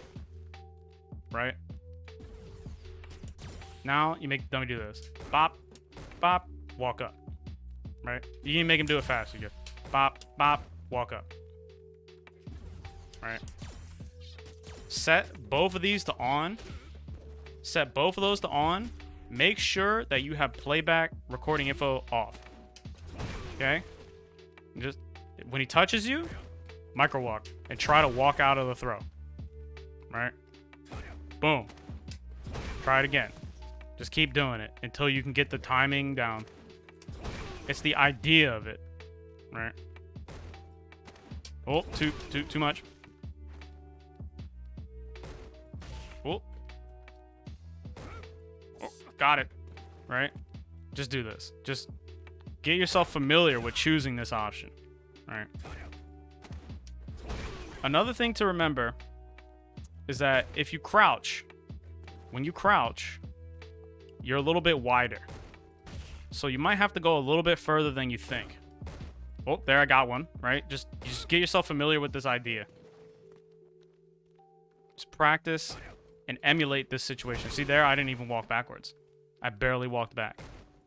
You want to take these little tiny steps. Now, as you get more and more advanced and more familiar and comfortable with piloting the characters and what each character can do, what are good, appealing options for each character, right? You're going to be able to do things like, oh shit, he's walking forward, let me interrupt him now, right? You can mix this in with your other options, right? But you just want to start doing this as an option, right? You want to start doing this as an option. Of course, this is not going to function in the corner, right? But this is a really good way to, you know, defend yourself. So just add that into, add this defensive sequence into how you already choose to defend against tick throw. Mix it up, explore, and get comfortable with the situation. Boom. All right, and then what else we got? Confirms, dealing with tick throws, punishes, round start, we talked about that. Attempting to interrupt, getting tossed, lack of aids, talked about that. general game plan. All right, let's talk about optimal combos, right? So open up training mode, practice Ken's optimal VT1 conversions.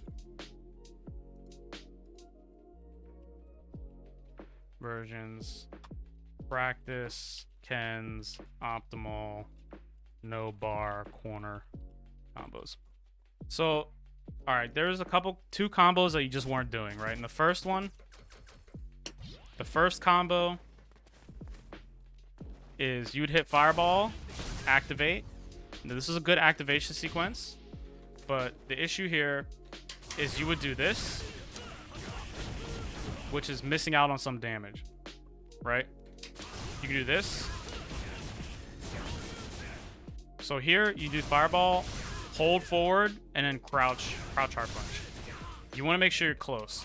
If you don't get close enough, this will happen. You only get one hit of that. So you want to just micro walk. It's not really that difficult. You have tons of time.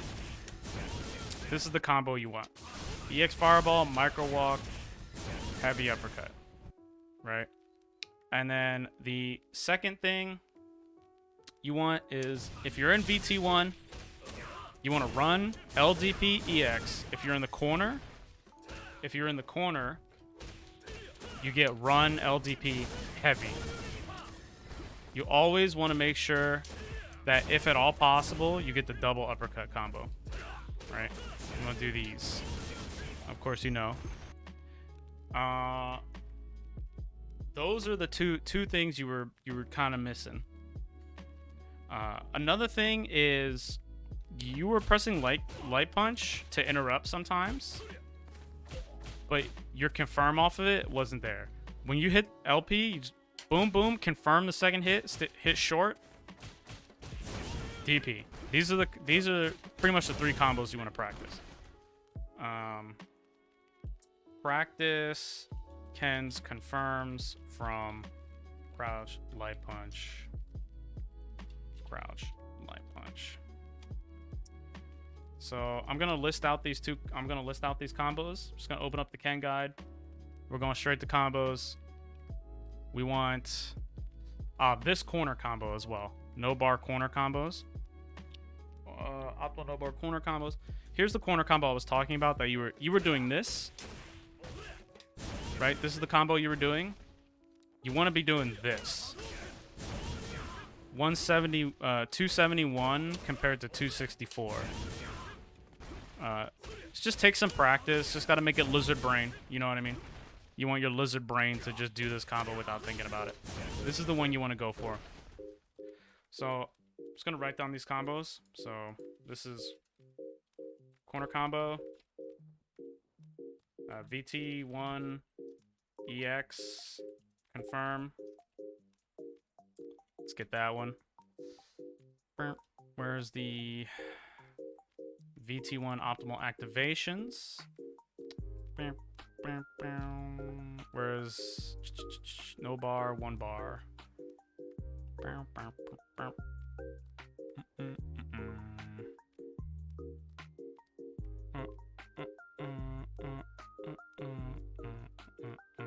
Here you go.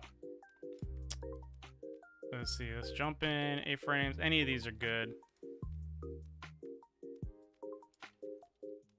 Just copy this one. Let me also put down EX VT1 confirm. Where's the... Did I miss? It didn't copy all of it. What the hell is that? Am I tripping here? There we go. So we got EX, Hadouken.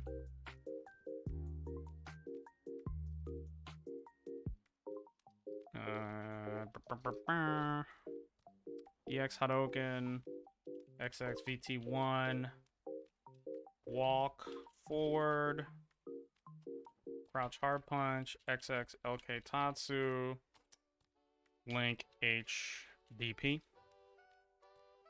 And then you're gonna want regular no bar VT1. Where is it? Activations.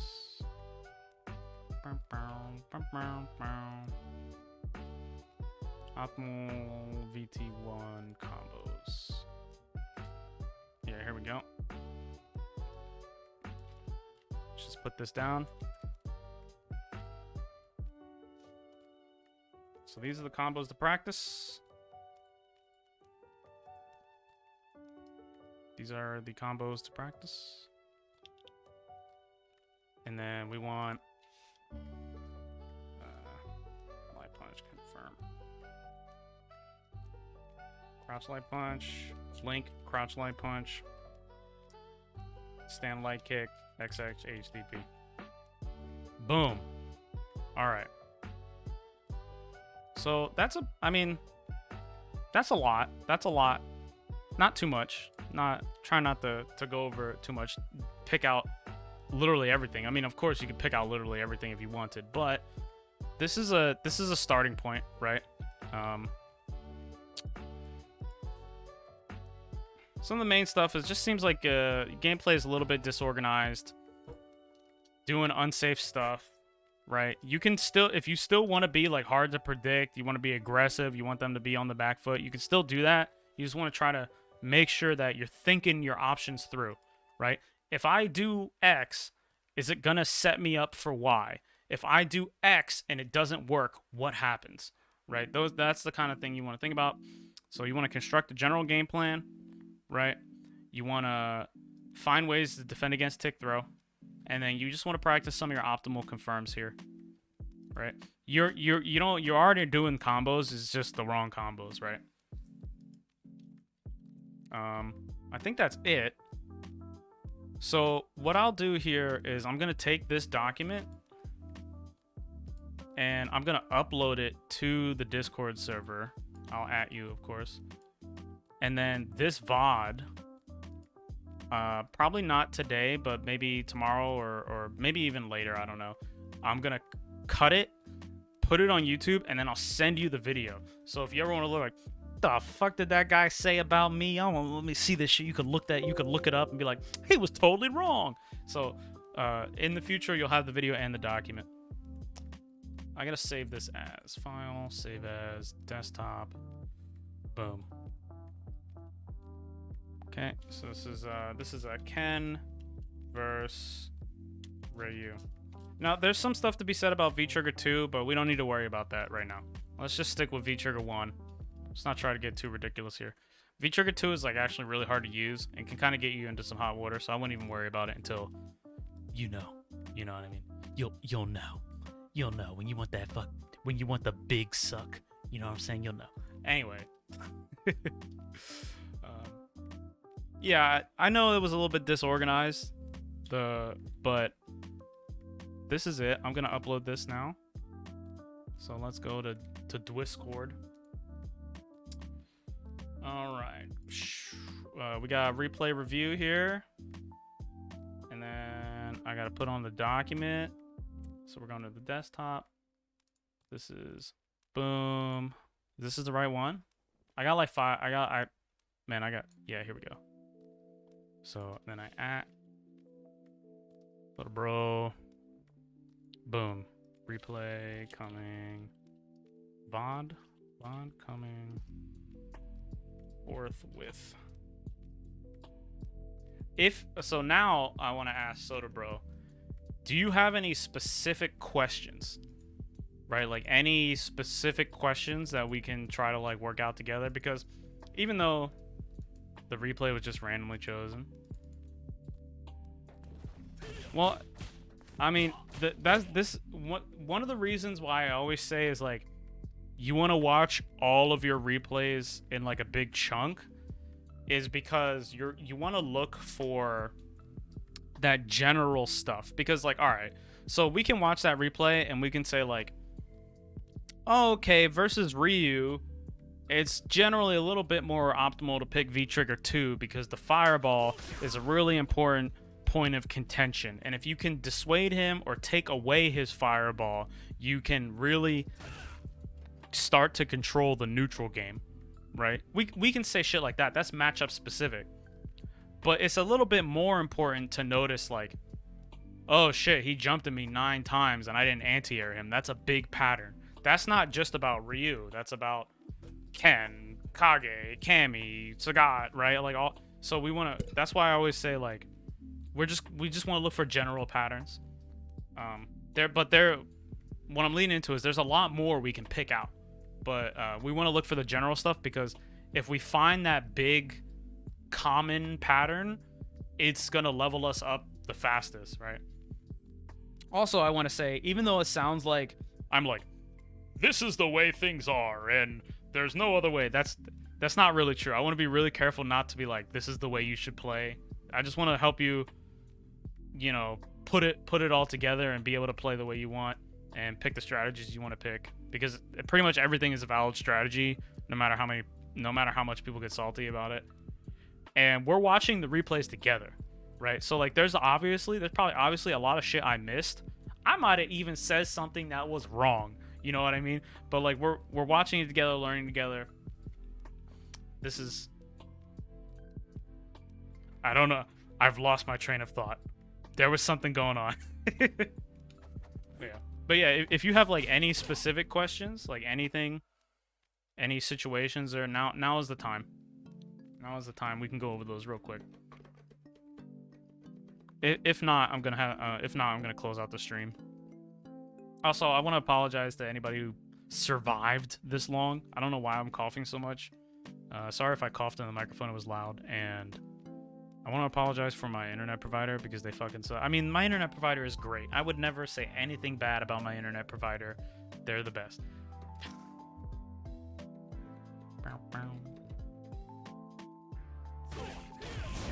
Can't think of a question.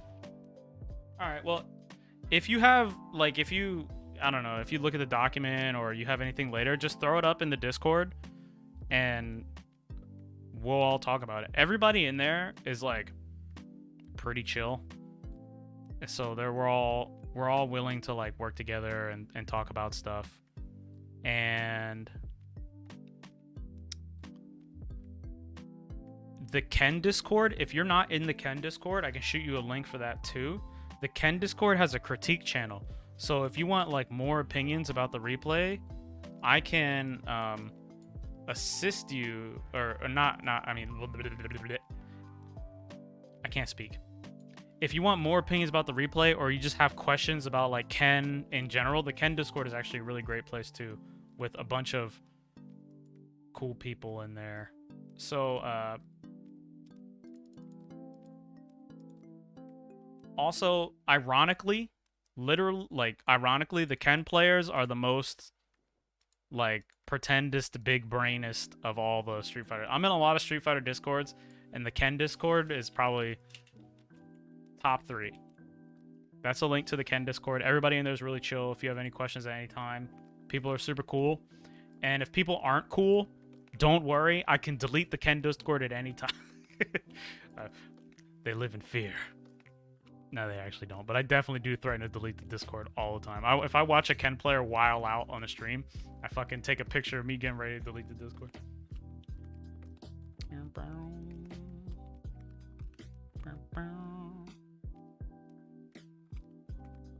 Alright. So yeah. Any follow-up questions? There's the stream Discord, and then there's the Ken Discord, which is really good. And then I'll upload the VOD. Thank you so much for the replay. Thank you so much for the replay. That's what we do around here on Wednesdays. Always on Wednesdays, we do pretend big brain analysis stuff, and we really work together. Excuse me. We focus a lot on like general stuff, strategic stuff, overall stuff. I play Ken here, so that's the character I know about most.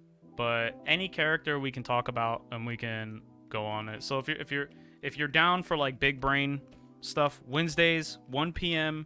to 5 p.m. Eastern Standard Time. is when we do that. Thursdays, 1 p.m. to 5 p.m. Eastern Standard Time. We just try to play fighting games. Tekken has been like the flavor of the month. I'm trying to learn Tekken. I usually try to play a different game every time though, just to explore the genre. And on Fridays we just do whatever. So I don't know. You already know it's 1 p.m. to 5 p.m. Eastern Standard Time. Sometimes we go long, sometimes we go short. Sometimes my internet provider takes a big fat dump all over the top of my head. Sometimes my internet is hella crispy. Either way, you guys have the best possible Wednesday night you can have. I'll stop rambling. Thank you so much for replays. Thanks everybody for hanging out. I really appreciate you guys. I will catch you tomorrow.